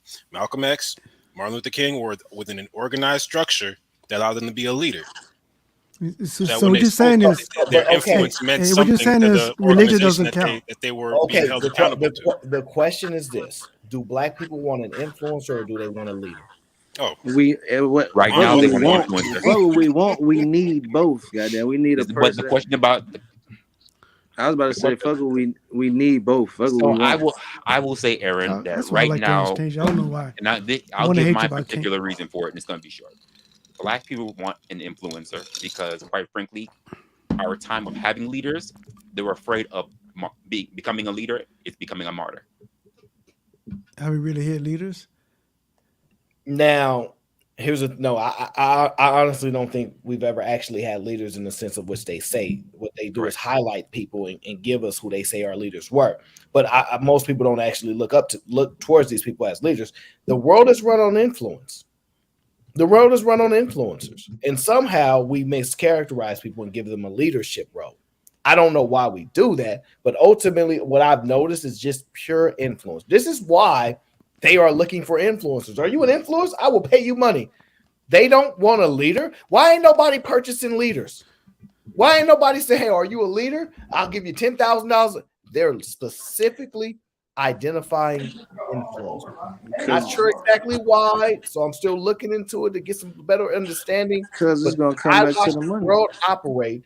I see influence is what people are looking to. They don't care. Like, for example, I like the music because I like the way somebody put the words together. I like what they be saying, which means they're removing the individual from the actual words and say, I'm attaching myself to the words, right? Which means they are influenced by the words, not so much by the person, which would then be the leader saying the words. Aaron, let me answer this to you, okay? The reason why you see it that way, and what you just said right now is absolutely 100% correct, is this. In the community, there has never been leadership. So a lot of people don't even know what a leader is or a leader is supposed to be. So most of the community believe in aesthetics. They believe in what you can do or say to make me feel this way, feel good, that's dance to your music, because there's never been a leader. For the past 300 years, there's never been a single leader, because that's what the society did. The society broke to make sure there will never be a leader. And there has never been one before or now. So that is why you see everybody gravitate towards a rapper, a musician, an actress. Even now, they even are influenced by OnlyFans. Why? It's because there's never been a leader. If there was a leader, there will always continue to be a leader. Because a society that has had a taste of a leader we always elect leadership. Okay. That's relatively fair to say. The problem that exists now is we keep claiming we need leaders, and I'm telling y'all need to identify these influencers because they're the one that driving people. They're the one that moving people. They're the one getting us to do these things that we don't even know that we're doing because we're heavily influenced and we're running around. Can I get a leader? Because ultimately y'all don't want to be responsible for your own decisions, right? So y'all looking for somebody else to blame in order to attribute some accountability to the circumstances in which you are in on an individual note. But you don't want to be told what to do. This is what drives me crazy about most people. Can y'all just be told what to do and do it? And the answer to that question is no. We need to be told why we're doing it, where it's going to end at, what's going to happen if I do it, and all these different things. So I just ultimately don't believe we need leaders. I believe we need to identify influencers because that's like in order to control Black people, just get the influencers. In order to control white people, just get the influencers. The only time you can combat influencers is if there are leaders. But we don't want leaders. Because leaders are in a place of authority and leaders have to hold you accountable. That is exactly what was in my mind. I was going to say that right now. Because the average Black people don't want to face consequences in America. I'm going to say this is not going to sound very nice. We don't want to pay for a leader. We don't want to pay for a leader. We don't want to pay for a leader. Like if our leader get a Lambo, a private jet, we gonna be pissed because the leaders that we want them to be broke so that we can know that they're doing it out the kindness of their heart because that makes us feel better, right? If we start purchasing leaders, we might have a different outcome. But we are looking to people in which we are not giving them anything in return for their leadership except for this, I don't know, reverence vocally. I don't know what it is, but I think ultimately the issue is we ain't paying for them. I think if we paid leaders, like paid them, then they would be more prepared to do certain things. I think we one of the very few groups that don't want to pay. I totally agree. I said it earlier and I got crucified. How would that look like? Someone being paid to say you found imaginary leader A and said, "Hey, let's pay this man to be a leader." What would you pay him to do? I'll give you a horrible example. We paid a president. Yes. That doesn't count.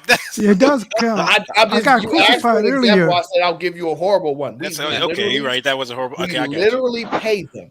All right, so look, I'll give you another example. The only leaders that we truly have a level of reverence for, even though we don't necessarily operate in it all the time, is church leaders. Even though we know they shady, right? We ultimately see coming back to them saying, that is a pastor right there. That is a preacher. You shouldn't rob that, brother. Like, actually, the reason why I respect the institution of religion is because rarely do you ever see a man that is dressed up in a suit, the preacher's suit, and all that, and think danger. You actually see a friend. You actually see somebody that's kind. Like, we don't see fear in them, and that's actually a good thing. But that can be a manipulation tactic. I don't disagree with that. But it's actually good to know that you can look at somebody and not see an enemy. Whether or not they are one or not, it is points that we need to move in a direction where we don't identify people as enemies all the time. We typically, if you look at the church, it's a safe place for you to be typically physically. Like you get a comfort zone. And a lot of these times people don't have those existence because we're in war zones. And so there's value in a lot of places. I just think ultimately we don't pay enough. We don't pay for leadership. The reason Malcolm X was successful was because he didn't care to get paid. He's the opposite of that. He didn't care to get paid for paid more than enough to have his family have a living, have a house. Everything he had was given to him by the Nation of Islam, and then was that good? Was it good though? Wait, you say he was successful? He got killed. Nigga got killed. No, wait, well, that's kind of the point. No, seriously, that your life is on the line for. Like you're doing something, you're leading. I mean, it goes against the idea of a leader that you pay for, because if a leader that you pay for is trying to get paid again, so he's going to make sure he lives again. He's not going to say something to go out of line. So here's the problem, right? This is what you don't understand, right? because I understand what you're saying, and this is why black people gonna always lose. You ever heard of the corporation called Apple? You ever heard of them? They pay their leader compensation. He has a compensation package, pause, right? That's literally how it's designed, because most of the most successful companies, especially publicly traded, have compensation goals, right? And we want to compensate them for their performance. So if your leaders are doing phenomenally well, pay them. And this is the problem that we're doing. We got leaders that are doing well, and we're like, keep operating off this love we got for you.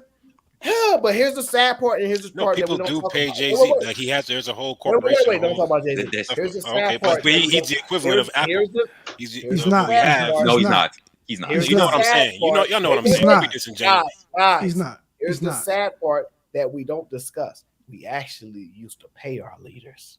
See, the black church used to go up in there, they get that money. Hey, we got things going around. Black people used to handsomely give money to the leaders. The church. Yeah. Handsomely. Black people have actually been paying a long time. We stopped. Yeah. And that's when you start seeing this stuff go down here. So when you talk about Malcolm, you like, he wasn't doing it for money. He was getting paid. His community was getting paid. His community was making sure he had somewhere to stay. He wasn't worried about he could get 20, 30 people as security protection.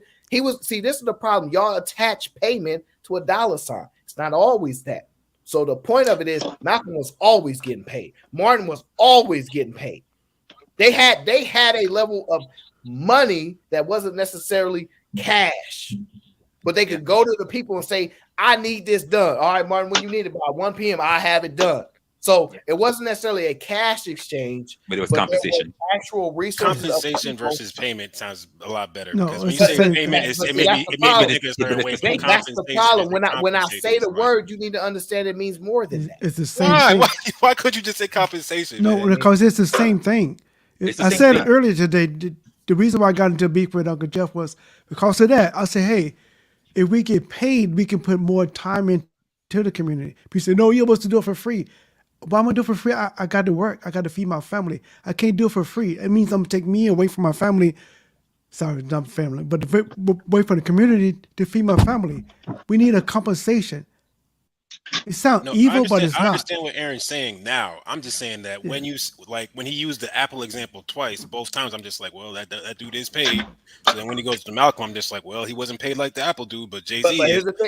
That's where my comparison was. Here's the thing I wanted you to understand. If he don't do well, his compensation package ain't gonna look that nice. It's not. It's true.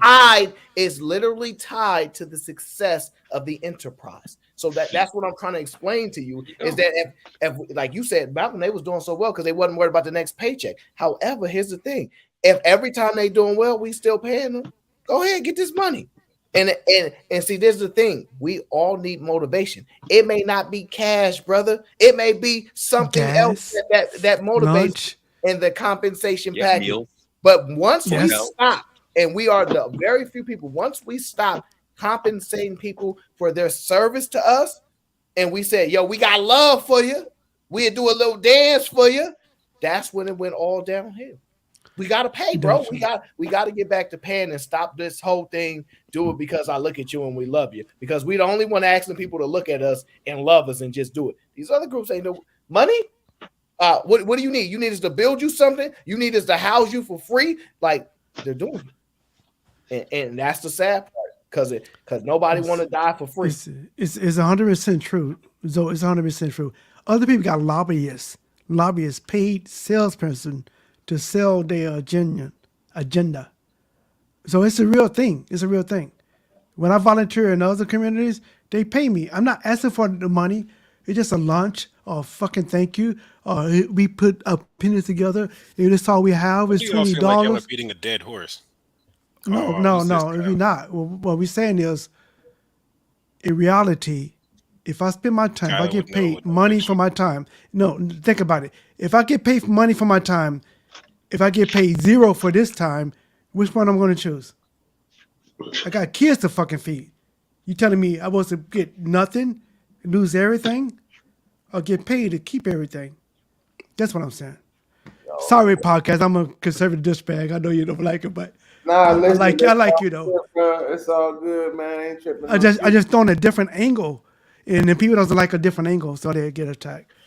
But that's what I'm saying. What Aaron is saying that it calls support. We call it support these days. You got to support your influencers, support your people, so they can do the work you need to do. That's what I'm saying.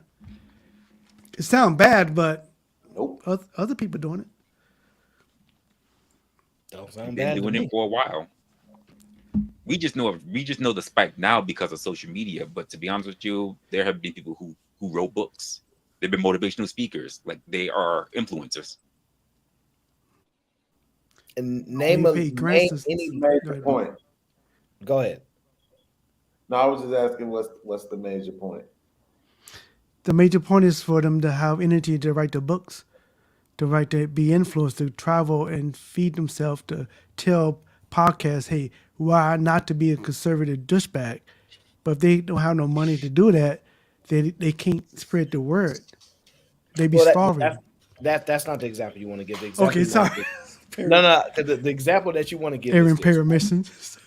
No. Thank you for saving me. No, I appreciate it. Shit, No. The example that you want to give is this, right? We'll sit there and say, man, it costs for babies. It costs money to raise these kids. It's like diapers, all this, it costs. Now, nobody will argue the exact cost because it fluctuates, but we do know there's a cost. And there's a time component, there's a service component, and there's a monetary component. When it comes to leadership, all those things must exist as well.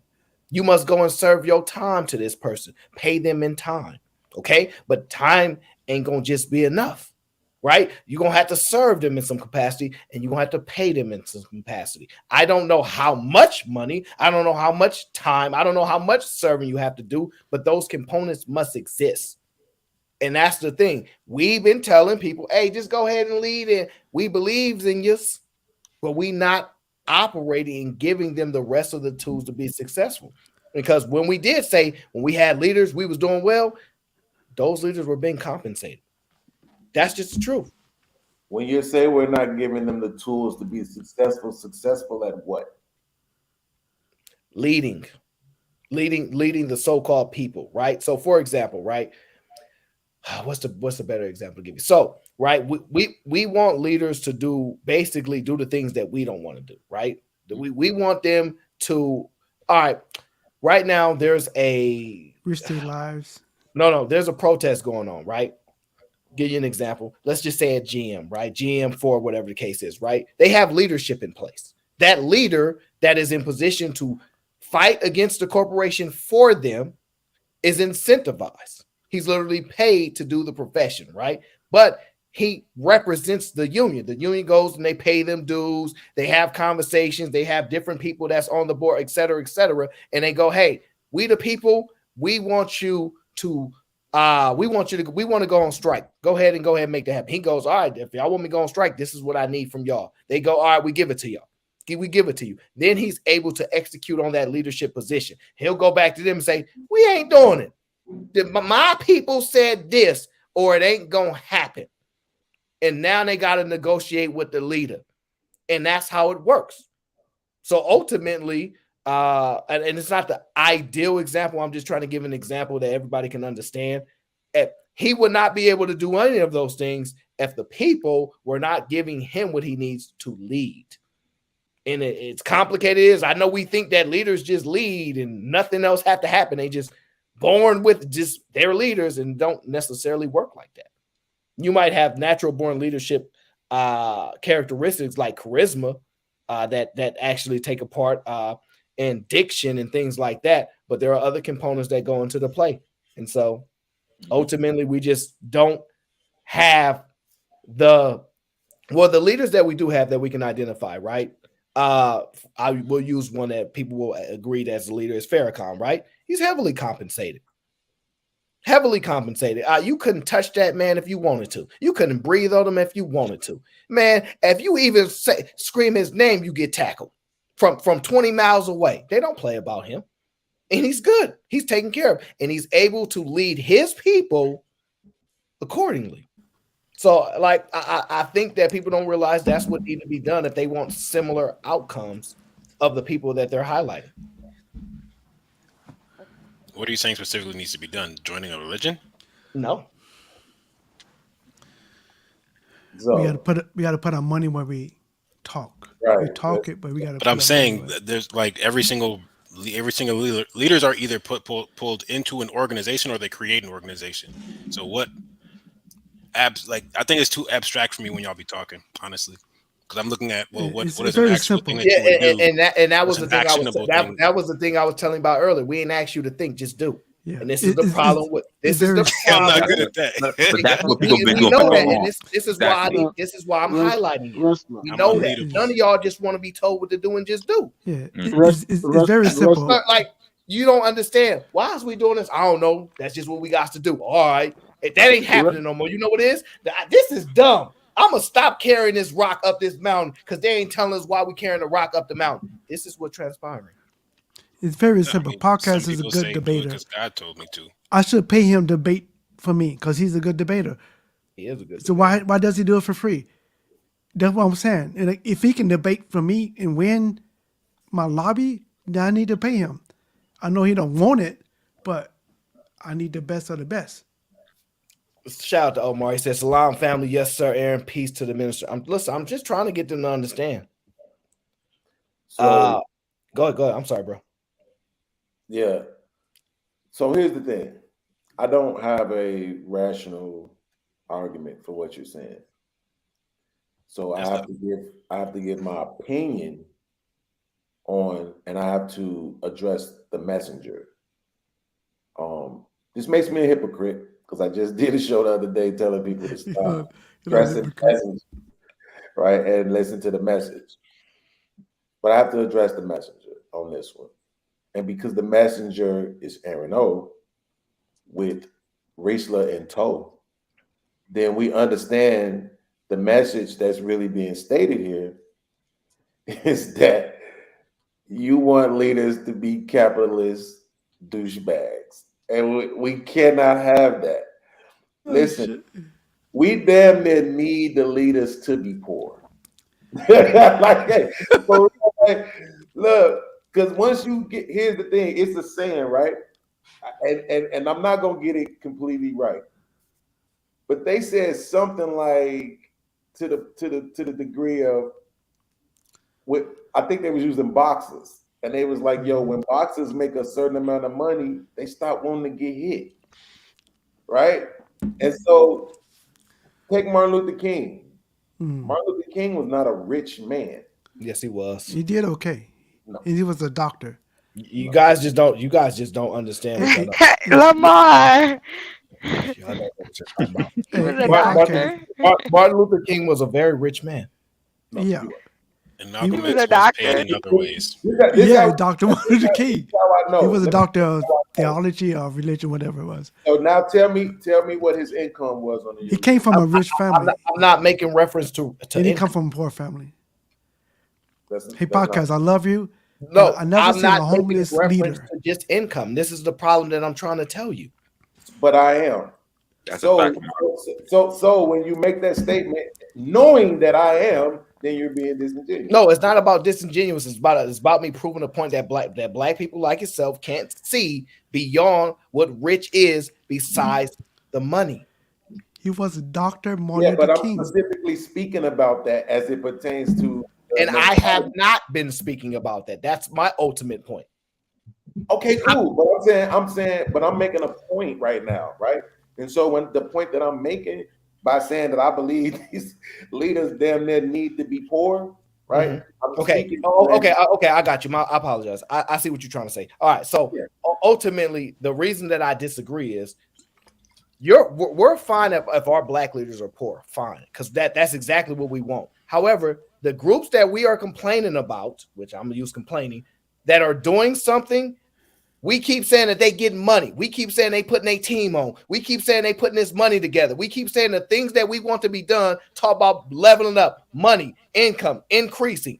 So we don't want their leaders to be broke, but we want our leaders to be broke. But we want the outcomes that they getting makes no sense. Now make that make sense. I will. So what I would say is this: if I had my way, right, instead of the whatever podcast having 5 million subscribers, all of us would have 500,000 subscribers, right? So that's the way I view it. Like when I hear people say, "Yo," I heard certain demographics, and they're usually not black. They're usually like Mexican, Puerto Rican, something like that. Say, "Yo, if my team ain't eating, how am I winning?" Right? So the reason why I'm saying that we damn near need the leaders to be poor is because we're talking about black people. And the thing about black people is that when they reach a certain level, they tend to see themselves as apart from black people. They tend to see themselves as apart from blackness. They become essentially conservative dudes. Okay, so what group are we making a comparison that happens to them and they don't do that? Because you can't be asking for people to do something that like other people, but then don't get the same outcome. That's insanity. So respectfully, I will say this. Respectfully, to your point, I have no rational argument against that point. None. I don't. Okay, And so I can't say that people don't do that or say that because I know that they do, but that's not the answer. The answer isn't to 100% mimic what the other group is doing, right? The answer is to figure out what works best for the group that you're in. And that's probably not we're 45, 42 to 45 million strong. We probably don't need to do what 162 million people strong are doing. We need to find out what works for the 45 million. That's a fair statement. That's a fair statement. So that's what I'm saying. Like, we don't necessarily need to mimic them completely. But what I am saying is, because this has been said to me specifically on panels, not maybe the Aaron O show, but I'm sure on Fight Club and other panels that are ran by conservatives, is that podcast, if you had a certain amount of money, you would see things differently.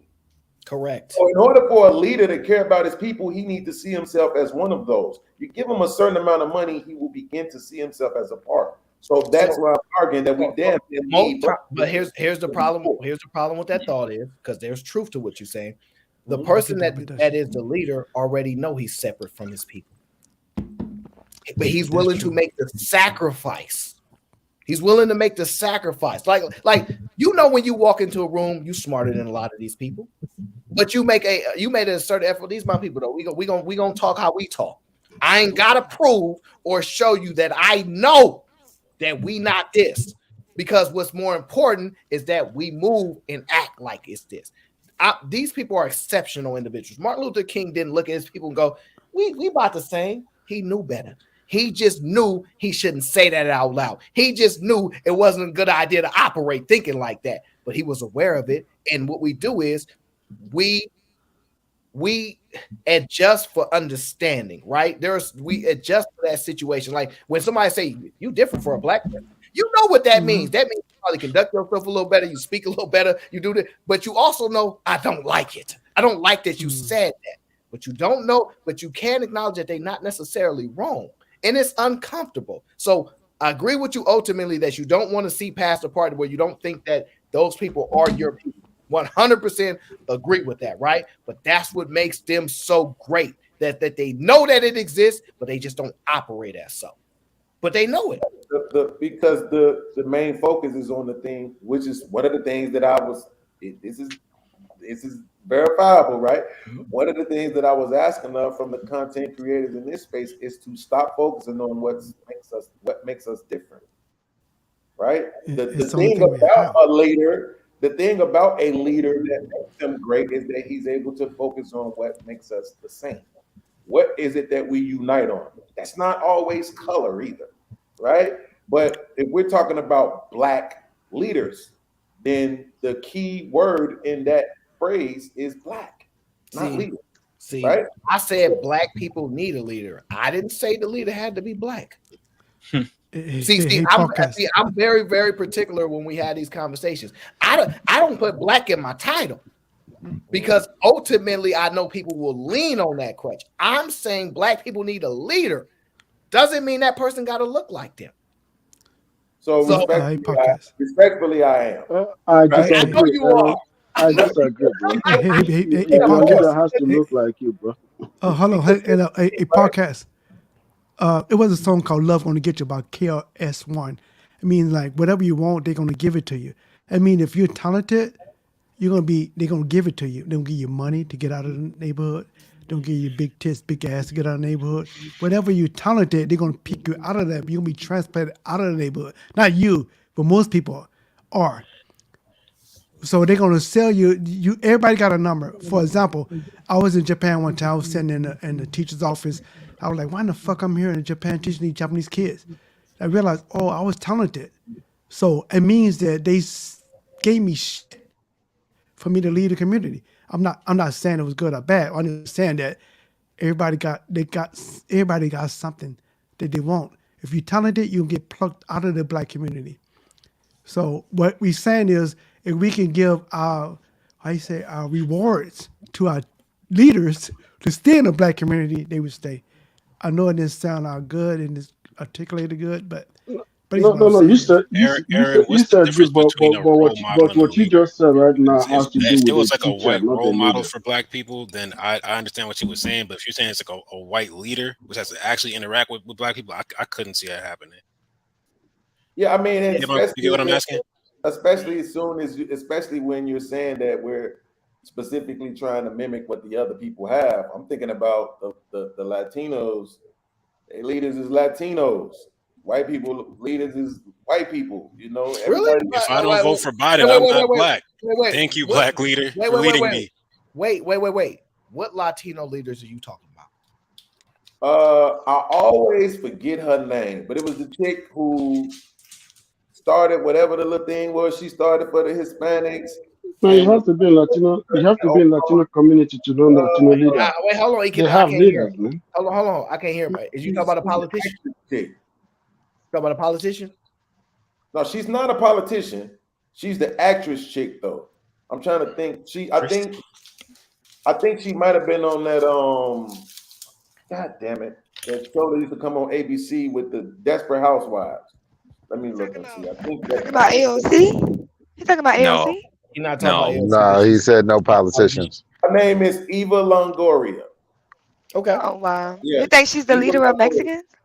No, he does not. Definitely, she's definitely a leader, a leader. She's definitely in a leadership role, representation. She's in an influence. Man, you killing me. You killing me, bro. She's an You killing influencer. me, man. She's an influencer. Listen, podcast. You probably believe that Cardi B is a leader too because she sat down with the president. That's what he's trying to say. Like that. Hey, don't insult him like that. No, but we got to get over this having leaders be our having influencers be our leader, because that's how we get hoodwinked and bamboozled out the situation. Right. So let me ask you this. That's why I asked this between a role model and a leader. Guys, remain respectful. This is a good show and a good dialogue. Chill. Yeah.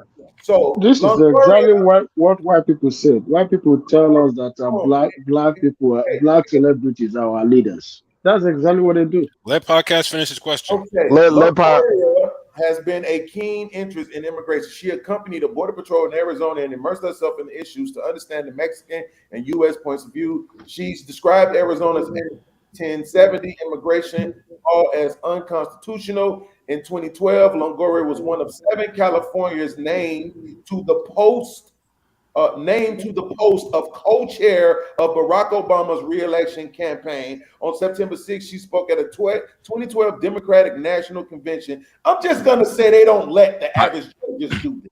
Podcast. I got one question. I got you. She's a rich person and she's an advocate. I got one thing. But I don't He directed it to me. Chill. Everybody can't talk at the same time. We're not doing that this show. No, I thought me and podcast was having this dialogue. What was? Hold on. Okay, so leave it between Omni and podcast. All right. I got the Latino Victory Project to raise funds for candidates in the efforts to get out the vote. As an executive producer of the documentaries The Harvest and Food Chain, she is a supporter of the coalition of Immocolli workers, or whatever the hell that is. Like, bro, the woman has a lot of political clout. She's an advocate, not a leader. Role for her community. Yes, she is. Okay. About. I see you, Eva. Longoria. What's her name again? Eva Longoria. I didn't want to mess it up. I see you, Eva Longoria, for the Latino community, and I raise you, Candace Owens, for the Black community. That's What's wrong with that?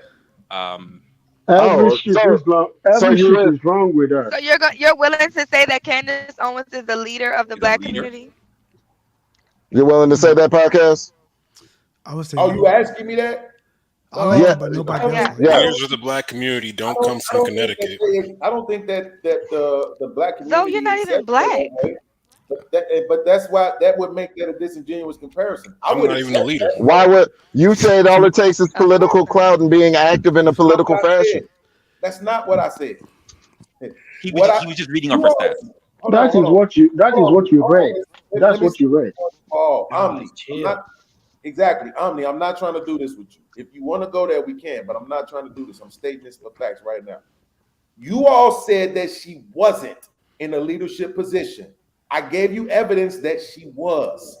Let it go. Sir, I got So we one can question. move I got forward in one the question for you. We didn't say Podcast. she What wasn't in a organization leadership does she position. We said represent? she's not the leader of Mexicans. No, nobody is the lead. And okay, yes or no? Omni, I'm gonna have this conversation with you. No, Yes or it's fine. Podcast, fine. No, it's fine. I got you. I got bro. Calm down. I got you. And fucking Podcast with your made a point. podcast. Chill. Either deal with his point and prove that she's not a leader, Trying, or accept that she is a leader. But you got to pick one. Okay, out of everything that you said, what organization does she lead a mass of people? See how I you could say keep she getting asking. paid. I'm asking, Questions. what is her experience as a leader? You're not As an actual leader of men and of Actress people? Association of You're not Mysticals. supposed to ask questions. What he read about her is saying that she is an advocate on the behalf of her people, but not a leader. Right. She's the advocate. Perfect. So guys, wait. Hold on. I got you, bro. I'm gonna calm down. I know. I got you though. I know where you at. So what he's trying to highlight is what he's saying is that she has connections, she has influence to a political aspect, right? And what he's saying is that she ain't a nobody. So if she's trying to get something accomplished, something done, she's in a leadership role. Now, is it per se to the defined leadership thing when they come? She can walk outside, command a bunch of people, and they go, "Yes, sir, yes, right away." That's not what he's indicating. He's just highlighting, yo, this is what the people are doing in their group. I think podcasts, the disconnect is what they saying is that she's not an visual leader. People do. If you were go to like random people in the community and say, "Hey, who's your leader?" They're saying she wouldn't be noticeable visually. Her actions may be though. So I think that's where the disconnect is because they want you to be so defined. Well, is that leadership or influence? Wait, Aaron. Also, this is also the thing. Where does that leadership? Where is that advocacy coming from? It's coming from the fact that she is already famous. It's coming from the fact that she is rich. It's coming from the fact that she can walk into doors because she was on TV. The thing about it is, we can give that to her, but rappers are our entertainers stand up and try to take political roles because they have the clout to be at the White House. We shit on them. So how now we're gonna give it to her? She didn't go to college and just earn her place in being able to go through these doors. She got famous. I'll do you one better. Sherelle, what about Ice Cube and the fact that they shut him down even though he had a plan for the people? So that's what I'm talking about. That's exactly. My point is that most of these people are just influencers, not leaders. Right. And they getting paid. That's the main thing. And that's what why we're saying too, Aaron. We on the and same that's why page. I said we got to get away from this leader stuff and Sherelle. identify the influencers because that's where it's really at. If you start paying attention to the bigger point, would it be nice to get a broke leader that can have these connections and influencers? It's really, really difficult for broke people to inspire and lead people, especially in the last 50 years. Aaron, I have a question. Ain't following no. That's correct. Hold on, guys. Let podcast go. Go ahead. My question is, how many black people are Muslims? I couldn't hear it. Your sound kind of went out for a second, or somebody was talking. A lot of how many black people in America do you think are Muslims? That's a good question. I wouldn't know the exact numbers on that. If I had to take a guess, let me say our population is somewhere around 46 million. Most of these black people don't believe in nothing. So I subtract 30 million from that. More black people are likely to be Christians than not. I would probably say 5 million. Okay. I could give up the pork, but the white women, Here's damn. So here's the question. Even That's a joke. it's not 5 million, but let's just say that. Yeah, I don't know what the number is. I'm not expecting you to, right? It's just to make a point. So would you say that Louis Farrakhan is a leader? Yes. Yes. So according to the numbers, 2% of Black Americans are Muslims. Yes. 2%. It's 45 million Black Americans. 10% would be 4.5 million, which means it's 450,000 for every 1%. 2% would be 900,000, less than a million. And you're saying he's a leader. Correct. 900,000. So he don't have to be the leader of all Black people for him to be a leader of Black people. Agreed. Okay. But we would never say he's the leader of all Black people. He's the leader of the Nation of Islam. So when I say that Eva Longoria is in a leadership role, she does not have to be in the leadership role of all Hispanics. The point is, I get you. This woman is put in place for a lot of events, for a lot of politicians. Not only that, Aaron O, if I asked you that there is a Black guy who has a position where he creates a foundation to improve the representation of the Black community in local and national elections by funding candidates, raising awareness for Black issues, and building a community of political talent and resources for Black causes. Would you say that that Black person was in a leadership role?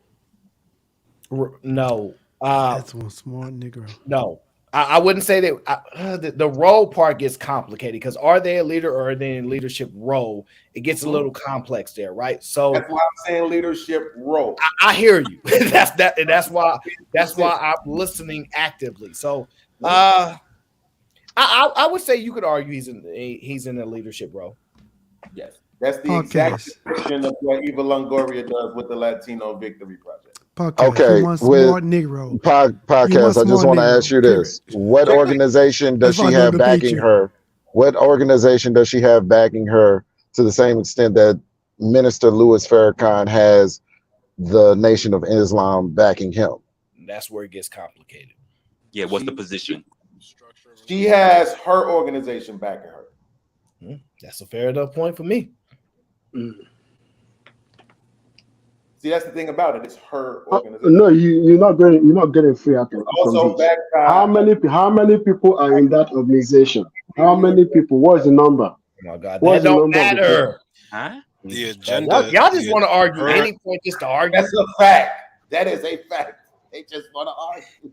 Yeah, that's just like the way Donald Trump used Cardi B to say that Cardi B represents Black community, is a leader in the Black community. That's the same thing. When she's not her agenda is Donald Trump did the same thing. He said that Cardi B was the leader of Black community, and she's not even Black. Neither is he. And he invited her to the White House as the leader of the Black community. It's so funny how it's so funny how it's convenient for everybody else to come here from another country and then get into their small groups, and then the moment we start talking about Black community, everybody has a fucking input when you know that you're not a part of the damn community. God. When has Dominicans ever stood up at the fucking community and said that they were Black? Sherelle, one moment. That's crazy. Sherelle, one moment. Puerto Rican Day Parade. One moment, guys. Keisha says, see how Aaron didn't answer the question? I answered the question. That's a lot. Podcast did not answer your question. That's a fact. You answered the question. Sorry, Keisha, try again. Sharon, let me reply. Keisha, come up. Yeah, Sharon, let me reply you something, okay? When you and I get out of a car and walk down the street, nobody knows if I'm Nigerian or not. Nobody knows if you're African American or not. They all see Black until we speak. Why do y'all keep using this? No, look at what she said. Did you listen to her? Man? Stop. Whether you put your money, do you put your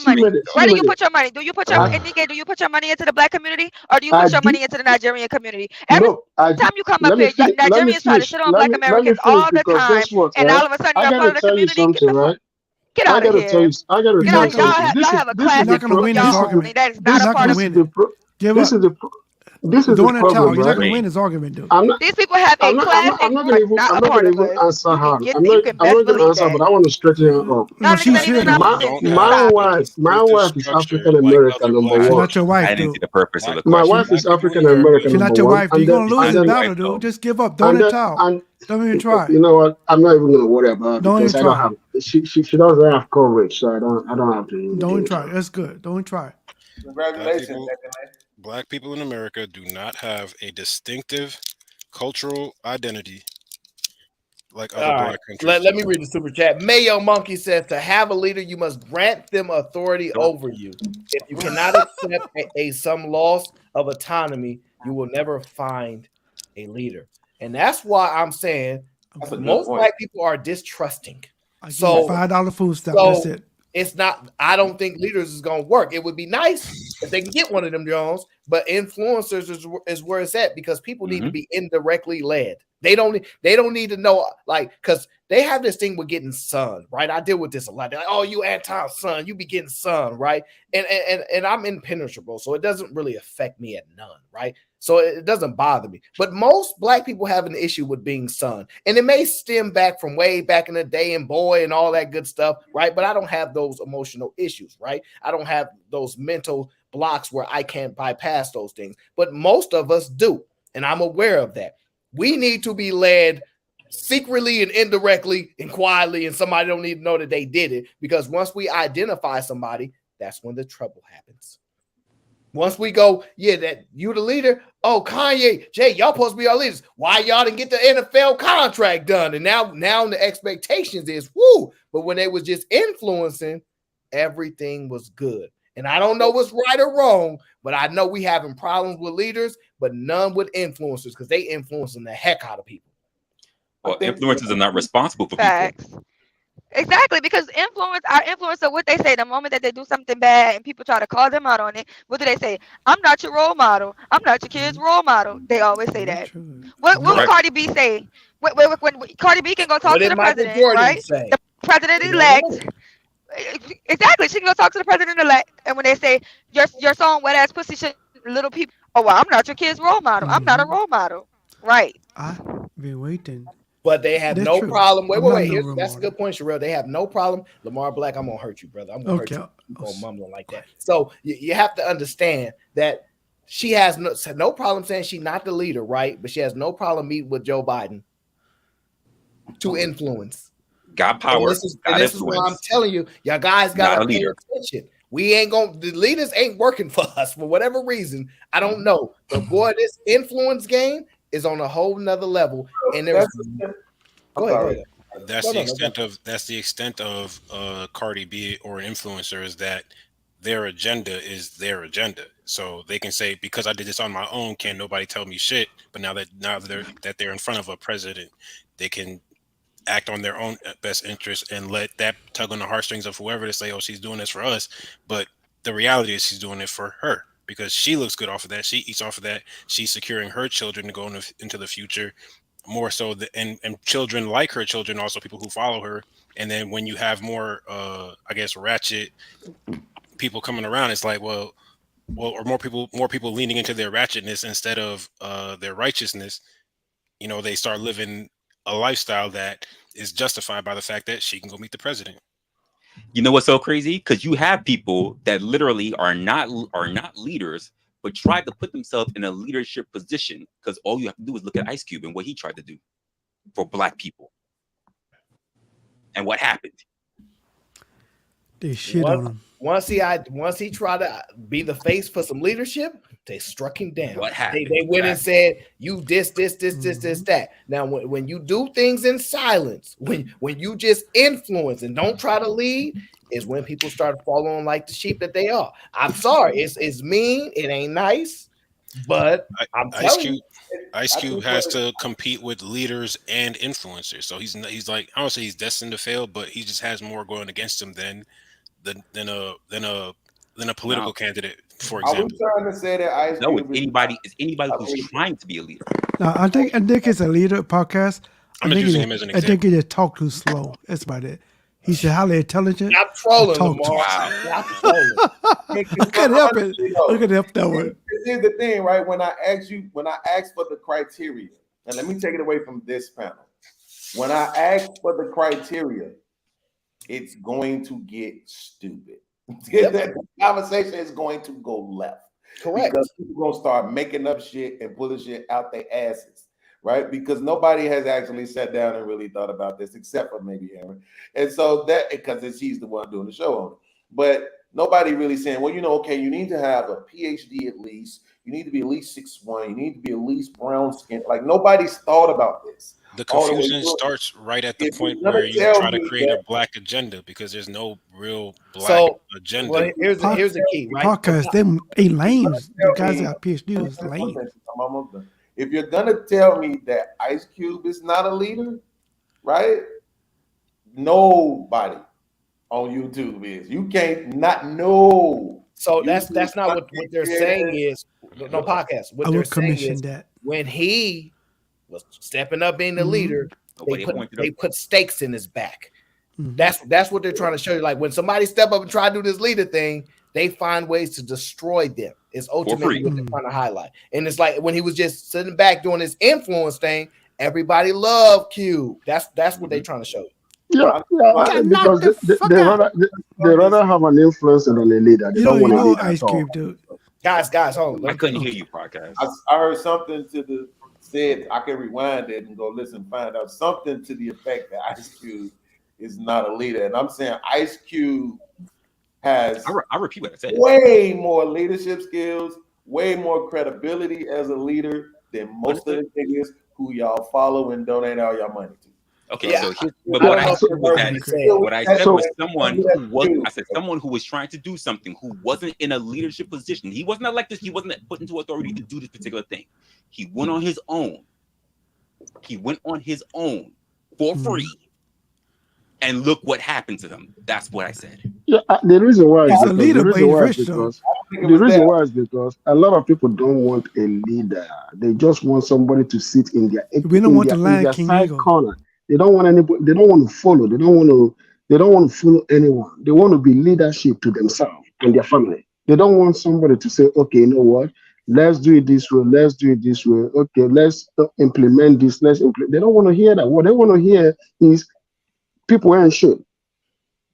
Go to the movie, make a movie. That's it. People just want to be influenced to do good or bad. They don't want a leader to tell them that what you're doing is bad and let's do it this way, or be held accountable. They don't want to be held accountable at all. Why in the fuck we listen to the Lion King? I don't get that part. That's podcast, bro. He want to unite all the people together. Thank you. Maybe I want to unite. Maybe when I want to unite all the people. Maybe that's my naivety. Maybe that's my naivety. But it's just that it breaks my heart because every time I see, I'm somebody that when an elder is speaking, right, I want to listen to them because I get knowledge, right? So when somebody's talking, I want to listen to them and then I want us to have a discussion because that's the way I see it. And when I see a leadership in somebody, right, I want to be able to follow them because they might not lead me all the way to the path, but there is something that I get on the road to the destination. So because leadership is very important to me. You're going to always struggle with that. Let me tell you why.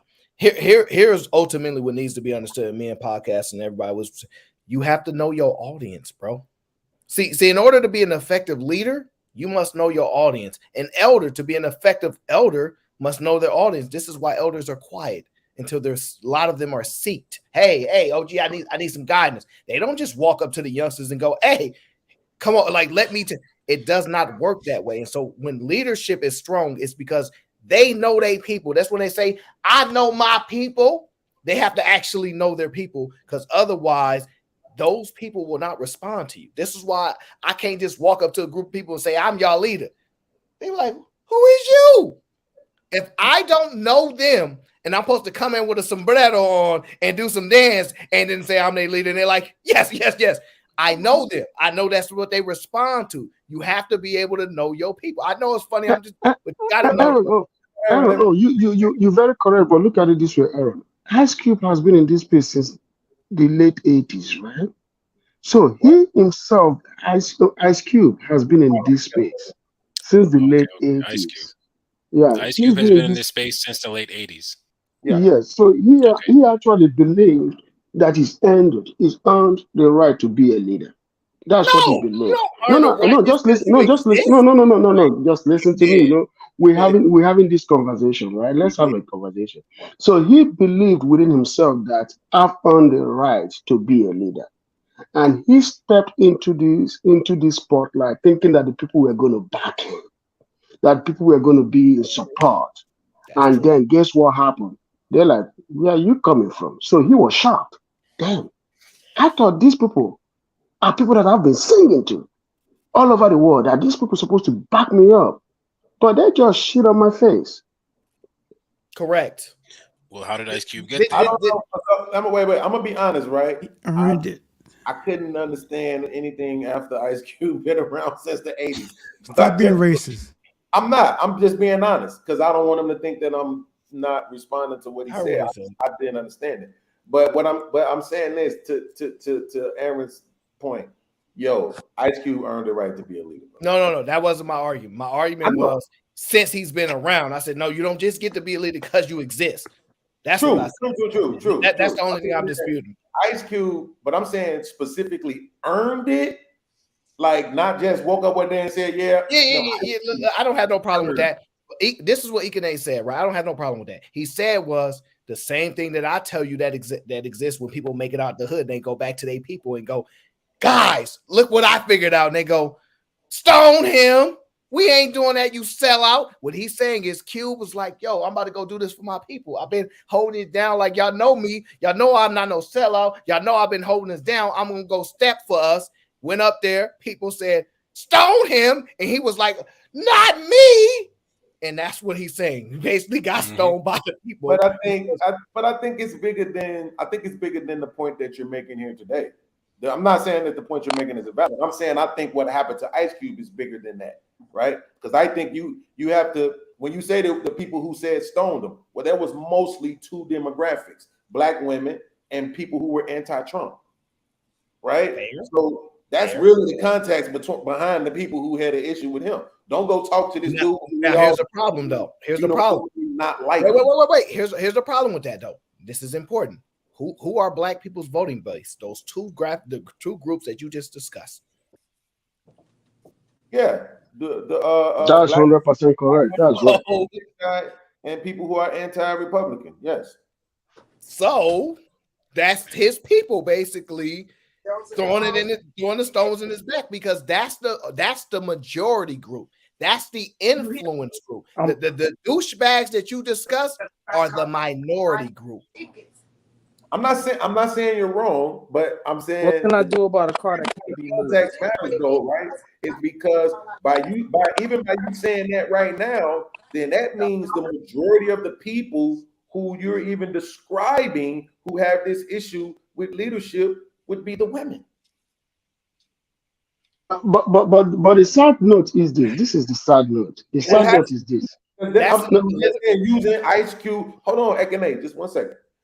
I'm just saying, just using Ice Cube as the example. That was the 70 to 80% of the people who had an issue with Ice Cube were people who didn't like the fact that he was talking to Trump and black women, because they were saying, outline us individually, say us specifically, right? So if that's the basis of the primary disapproval or this innate, you know what I'm saying? They got a term for it, what they use for the kids in school. I think it's like oppositional defiance disorder or some shit. Like they trying to say that you just have a problem with authority. They label kids with this shit. Yes, one of the ways that they opposition defiance. It is, but man, I don't necessarily think that applies to men, because when you join a gang, there is undoubtedly leadership.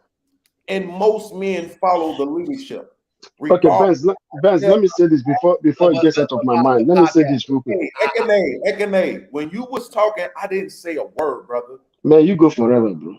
But I just want to say something real quick. Y'all always say that somebody's trying to make their point, but if you shut the fuck up and let them finish, it wouldn't be forever. Just stop over talking. That's the respectful thing to do. You're 100% correct. It's the respectful thing to do, but bro, Okay, let's cut it short so that I got it. And I don't care how long you go, and I don't mention how long you go. I just let you go until you're done.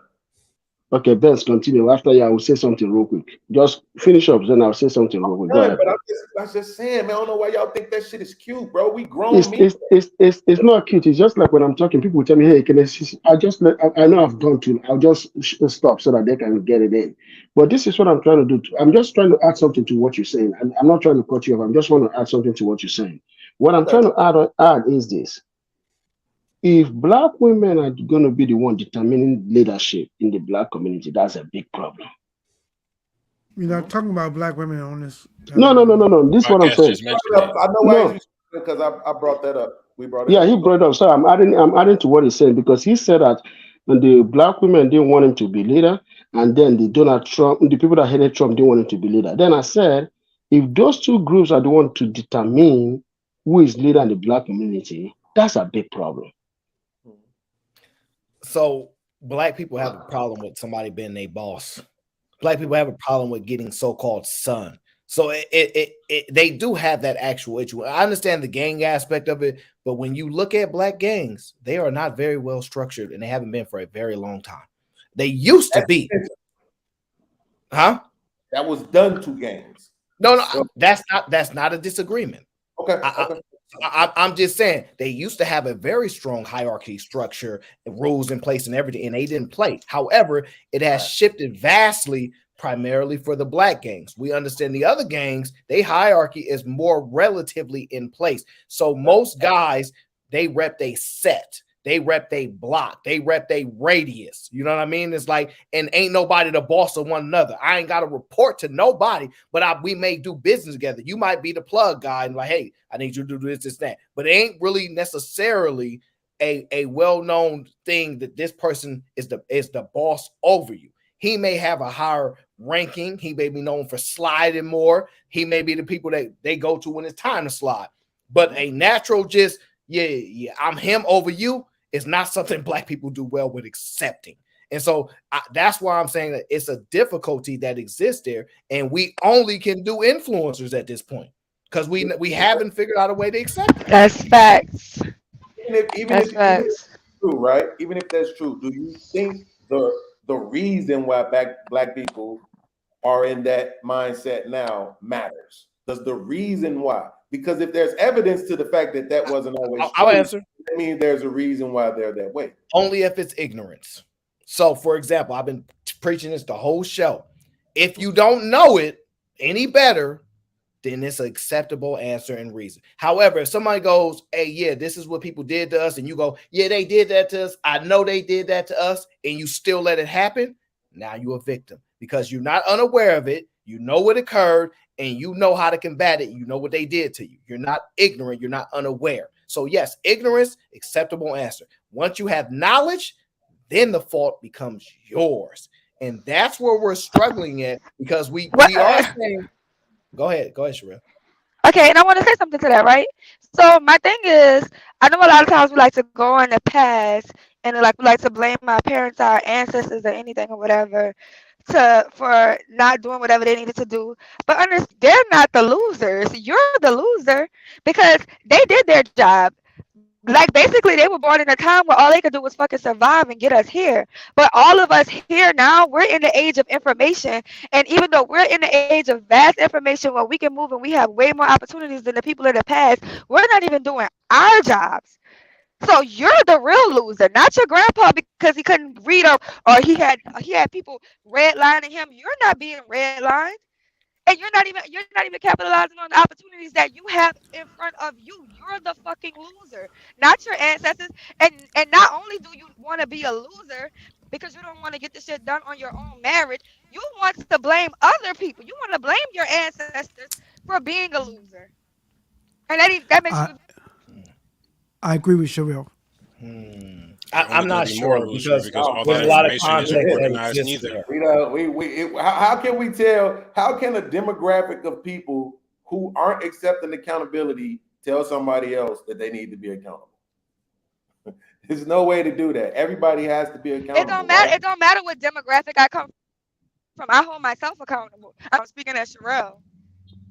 Right. So the point That's is how you that get a Cardi B in the Y'all White House. running around. Y'all are running around with y'all opinions. Guess what? Black men don't hold them fucking selves accountable either. The government holds you accountable. That's why so y'all niggas wait. So see now right here, Holding watch this. yourself Now watch accountable this. is how you Hold on, get a. hold on, Go Zoe. ahead. Hold on, Zoe. This is very important. This is You got very, it. very, very important. So what I just said, Sherelle took it a certain way, and she was 100% wrong. Let's see if she holds herself accountable. I wasn't talking about black women, Sherelle. Bro, why you making love to that rapper, bro? Come on, can you not be? We're trying to be serious for 1 second. Sherelle, I wasn't talking about black women. So who are you talking about? Does it matter? I So wasn't black talking people about black women. You assumed I was, I'm at and you because I just mean, responded okay, to that. what demographic do I belong to? I wasn't talking about you. I was literally responding to your comment about the older generation and the new generation. What I said had nothing to do with you or Oh black well, I women. apologize. I apologize. Whoa! Yeah. For the first time, a black woman apologized. That Thank right goodness. there is called accountability. That's why Sherelle is my favorite, right? Not It's only called that, she didn't say intelligence. I apologize if you. She pissed me off before, but I like her No, for this. it's called intelligence. Yeah, exactly. So yeah, I was responding to No what you were time, saying, Chris. Sherelle, about the generations. The problem isn't necessarily about trying to blame the older generation. It's just that they find it very difficult to take accountability for what they created. And that's going to be the same thing for the younger generation coming up right now. You know who's the prime example of this? Sway. Our friend of the show, friend of all of us, Sway. What is he always trying to do? Hold Generation X accountable. Right? Because he believes that we don't take enough accountability, because whenever he has conversations with Gen Xers, they're always blaming the generation before that, and so forth and so on. So at some point, accountability has to have his disconnect primarily is the lack of understanding between the generations and thinking because you're older that you know more. That's typically where it comes down to for him. I don't know if he's trying to hold them accountable. I will say this. No, I'll concede that to you because back and forth be hilarious. Bro. There's a level of engagement that I don't pertain in when it comes to elders and things, because I have a certain understanding of the value of them, right? So yeah. I'm just saying the issue that exists is this, and this was going to hurt a lot of people's feelings. Your parents definitely failed you, but not their parents failing them. We don't go back long enough for that. It's really our parents that are the problem. We can actually hold our parents accountable and say, y'all don't get the same excuse grandma and grandpa get. We actually can't really blame grandpa and grandma. We can blame mom and dad because y'all ain't. My mom and dad grandparents. Newsflash. Like my how that work, Eric. Because the environment for your grandparents is not the same environment for their children. True. So, like, that's what I'm saying is, at right now, right? For example, Beans, we'll just use it for example because we can handle it. Our children, right? If our children are losers, it's definitely our fault. Agreed. It's that because we not in a position to be like, oh yeah, you know, these white people had their foot on our necks and da-da. We ain't got no excuses to why we couldn't do what was necessary to help them be in a better position. It ain't necessarily got to mean they rich. But we ain't got no excuses. But when we start going back to our parents, oh, a lot of them got their grandmother was a slave. So like they have a different level of experience. And that small 15 to 20 year difference is humongous.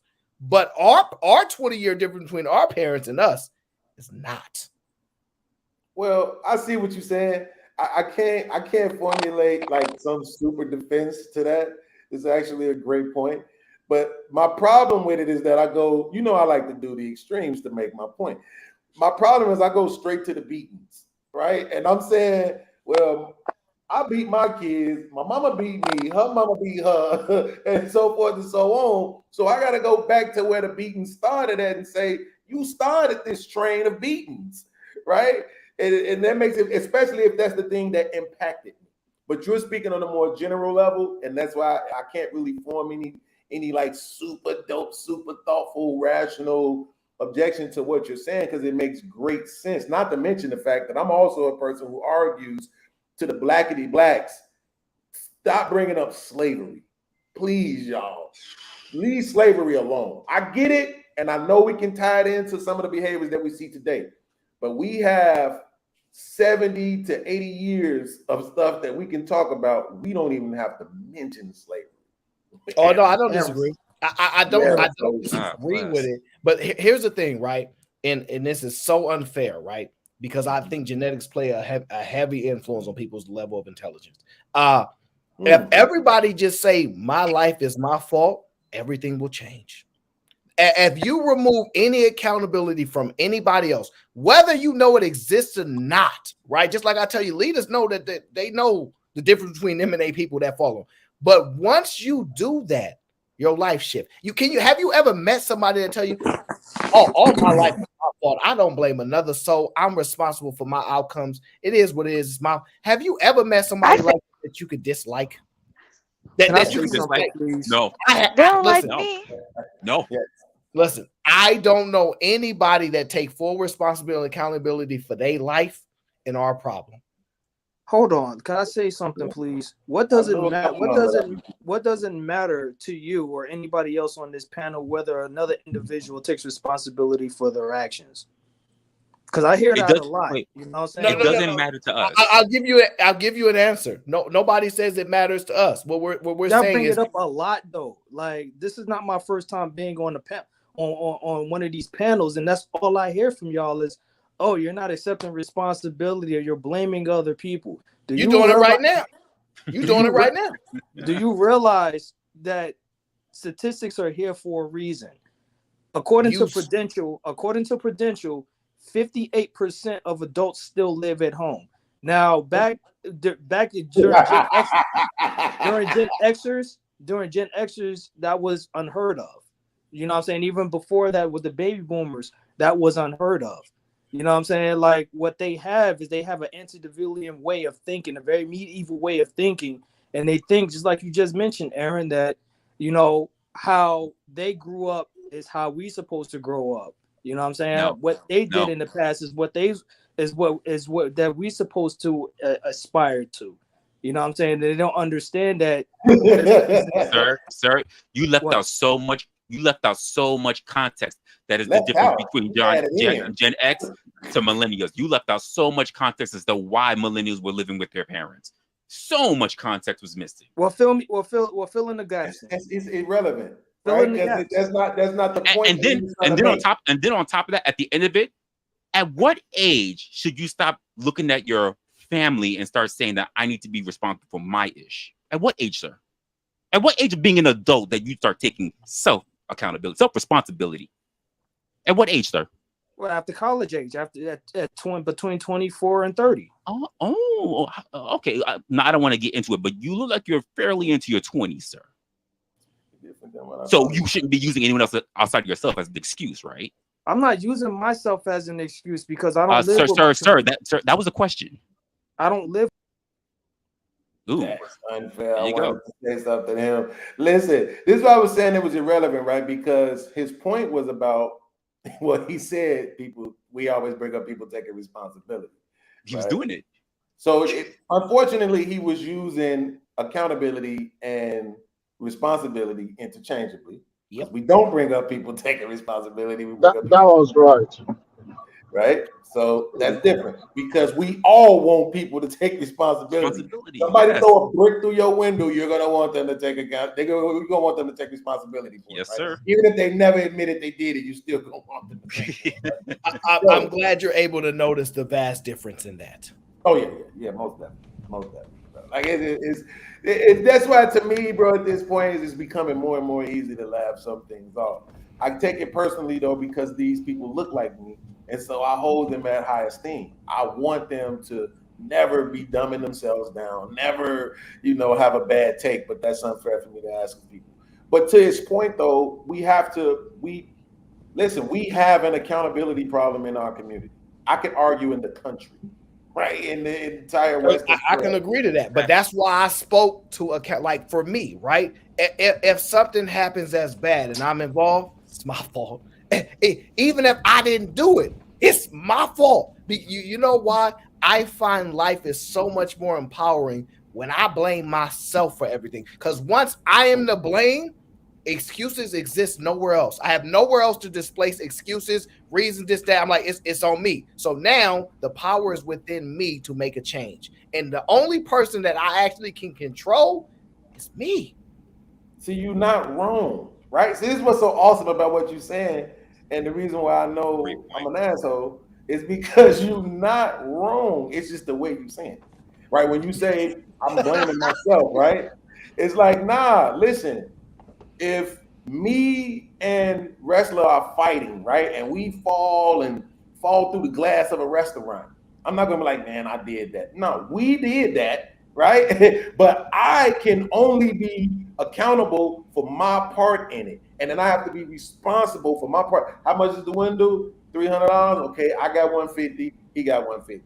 Right? I have to be responsible for my part in it, but I'm saying I'm not going to. But it's not how that works. No, Aaron, I'm not going to. Not really how that works, bro. Ever ignore the other person's part of this. That's not gonna happen. So I get that's the thing that empowers me the most is that I know I'm taking accountability for my role in it, despite their role in it. But I have to see their role in order to have that stand. The empowering part is to know that your life ain't dictated by his. So, for example, right? Yeah. That's fact. So my thing in that example, and I know I heard you. I got to go back here. If me and wrestler is we tussling, right? But we grappling, right? We just watch out. You know how we do the shoulder problem, right? And we just so happen to fall down the grass, and then we roll over on it's something expensive, right? Whatever the case is, right? And they like, you and wrestler responsible for paying for this, right? That may be true. However, none of it would have happened if I wasn't involved or didn't do anything. So ultimately, I go, man, if I never messed with him, man, if I just would have said, I'm sorry, if I would have just ran away, if I would have just said, I'm scared of you, don't beat me up, if I would have just done a million other things, it would have fixed the scenario. So I can't even be mad at wrestler. Yes, he may be responsible. It might be a legal aspect that, hey, you guys were involved, you own the report, both of you got to pay. But ultimately, I'm mad at myself. I'm mad at me because I'm the one person that can be like, you know what? I could have fixed all these problems if I would have did something. And that's why I don't do the blocking. Just not engage in the first place. Hey, Aaron, can I give you an asshole example that challenges that a little bit? Oh, I'm sitting in my car. I'm sitting in my car at a light, and I'm behind another car, and another dude come behind me, boom, hit the back of my car, boom, I hit the car in front of me. I'm supposed to sit there and go, damn, if I just wouldn't have been driving today, this nigga would have. Now check this out, podcast. Now, you know what's so amazing about that? You know I don't have a car, right? See, I know, that's why you. Now, look, part of that reason is because of that. This man said he don't have a car because he don't want to get into a car accident. Like I literally know it sound logic, Sherelle. It's really sound like if you just but I look know at it's my fault because I decided to get on the freeway in this car and I gave them the opportunity to bump into my bumper. Listen, if you can't get in the car, you can't get in the car accident. It's sound logic. It sound logic. Hey, Aaron, since you don't have a car, you might not know this. The car is crazy. They suing you. Oh yeah, no doubt. Yeah. But here's how I the cat. They hit the other cat. Hey, listen, if you run over this bus in your little Mazda Miata, you win. If you can run over this bus this little Mazda, you got it. You absolutely got it. I gotta be like, yo, this nigga here. But you know what? Me. I tell my girl this all the time, like, no matter what you do to me, in the end, it always work out for me. It's a lesson for me to learn in that. And that stops me from hating you because I understand you was just playing a role in the lesson that was meant for me. It is what it is. But see, I get what you're saying. You know the crazy thing about it is this level of involvement is I would wake up and this is a long time ago, right? And I would just hate the world because I'm like, this ain't fair. I'm very upset, right? And as I evolve, right, and I continue to challenge my thinking, you know what happened? I said, dang, I was really mad at myself the whole time because I couldn't do nothing to get myself out of this situation. The second I learned you can do this, it's your fault this and it's your fault that, and I'm like, but I want to blame him, and they said, no, you can't. The only solution to this is you. And once I learned that, I said, dang, I can't even be mad at nobody else. What I'm gonna do? Hate myself? And some people will do that. But once you get past the hating yourself, what are the alternatives? Nothing but fixing your life. Once you say, I can't sit here and hate myself no more, all it is fixing your life and elevating. That's all you get. But to Wrestler's point, I'm sorry, go ahead, Sherelle. I saw you on mute. So that you become that better person. So if you hate these characteristics about yourself or this behavior of yourself, then you start to change and you adjust and you become a better person overall. Is Sherelle low for anybody else? Really that's for I can't hear her. Yeah, we can barely hear you, Sherelle. Yeah. I'm sorry, y'all go. Yeah, I was going to say to Wrestler's point though, if we could talk about it for like 30 seconds. I think it's very, very dangerous and egotistical for people to want to put an age on healing, right? I hear people say that a lot of times, bro. Why? When you turn 18, you're supposed to heal from whatever happened to you. No, that's not the point I was making. That's not the point I was making. I know it's not the point you were making. That's why I said it. I think it's very dangerous when I hear people try to put an age on it, right? Like, no matter what happened to you, when you turn 18, I agree with you on that podcast, but I do disagree. Not saying you are the one saying this, that you can't put an age on a level of accountability. Because accountability on exactly. But see, here's the thing. I agree with that. The healing part, nobody has the numbers for that. It could take somebody 15, 20 years. I can't determine that, but I can tell you, look here, you 18 now. You can hate your parents. You can be upset with them. Your feelings can be hurt, but what you're accountable for now is what you're accountable for now. That because we have to get to that point. Otherwise, we can never have an upward trajectory because people will always be able to harp on that. No, I still ain't healed yet, and so leave me here. And the thing is, this trauma thing that people keep speaking about is you stay at your trauma level. Most people don't evolve past trauma. So if you don't get the healing aspect, you can't grow. You can't evolve. You can't learn. And that's what we're learning. That's why we said we need healing. We need to get more therapy. This is why people are saying this, right? And I don't disagree. But I think ultimately for society to move on, I can't sit down around here waiting around for podcasts to get this healing on. Now, I'm not saying you don't deserve it, but society got to move on. So I'm going to touch accountability to life. You may be hurt all while doing your accountability actions. You may be pissed off in the mud. Man, I got to do this railroad. Yeah, you accountable for making this railroad go. Your feelings may be hurt, but get on making that railroad go. And that's the only way we can progress. I know it sucks and it ain't the nice way, but life is not nice. However, it is beautiful, but it ain't nice. Y'all have to distinguish the difference there. Well put. I don't agree. No, see, it's one of those things where it's like there is no rational argument against that. I just understand that it isn't applicable damn near probably to the majority of people. Let me not say it's not applicable, because it is applicable. I'm saying it's not going to be that easy, is what I'm trying to say. It's not going to be that easy. Like, honestly, bro, they put the label on cigarettes. Facts. May cause cancer. I don't think cigarettes is doing, like, they still did numbers. After they put the labels on there, they probably did more numbers than prior to putting the labels on there, right? Yeah. Bro, sometimes, like, we are habitual creatures. Yes. Right, and there is 18 years.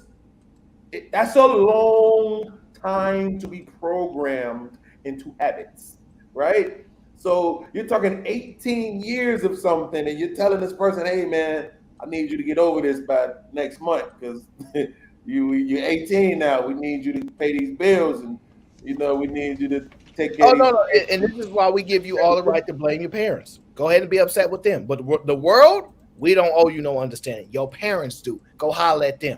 But if you want to play this, listen. If you want to play it, well, you can argue America, but America. That's a fact. America owes you. But they don't owe you understanding. They might owe you something else. They might owe you something else. It may not be understanding, but you have to understand this. Your parents, in the world you live in with your parents, You can blame them forever, but when you want to come out into this world with the rest of us, we don't want to hear nothing about what you blaming your parents for. That's between y'all. You want to play in this big boy world of the world? Go ahead and come on outside. This how this run over here, and it ain't nice. It ain't nice. But America, if you won't give me America, you got to give me the state. No. Listen. They owe. They may owe. They may owe. The states definitely owe their citizens understanding. That's a fact. Everybody need to come off the cross. Everybody need to come down off the cross. Use the wood to build a bridge and get the fuck over it. Everybody's state ain't the same. So no, I feel you. With podcast, you're gonna have to give me some understanding because I know ultimately you're not gonna like that. It's the end of the show. It's the end of the show. Thank you for tuning in to the Aaron O Show. But I apologize. I gotta go. I'm hungry. Okay, I woke up, got in the shower, but I have not eaten yet. But I definitely had to get in the shower. You make sure I got to do the show with my mind clear. Okay, I thank everybody for supporting the show. I appreciate y'all being here. I know y'all have other places y'all could be, but y'all enjoy the place that we have created here, and it means a lot.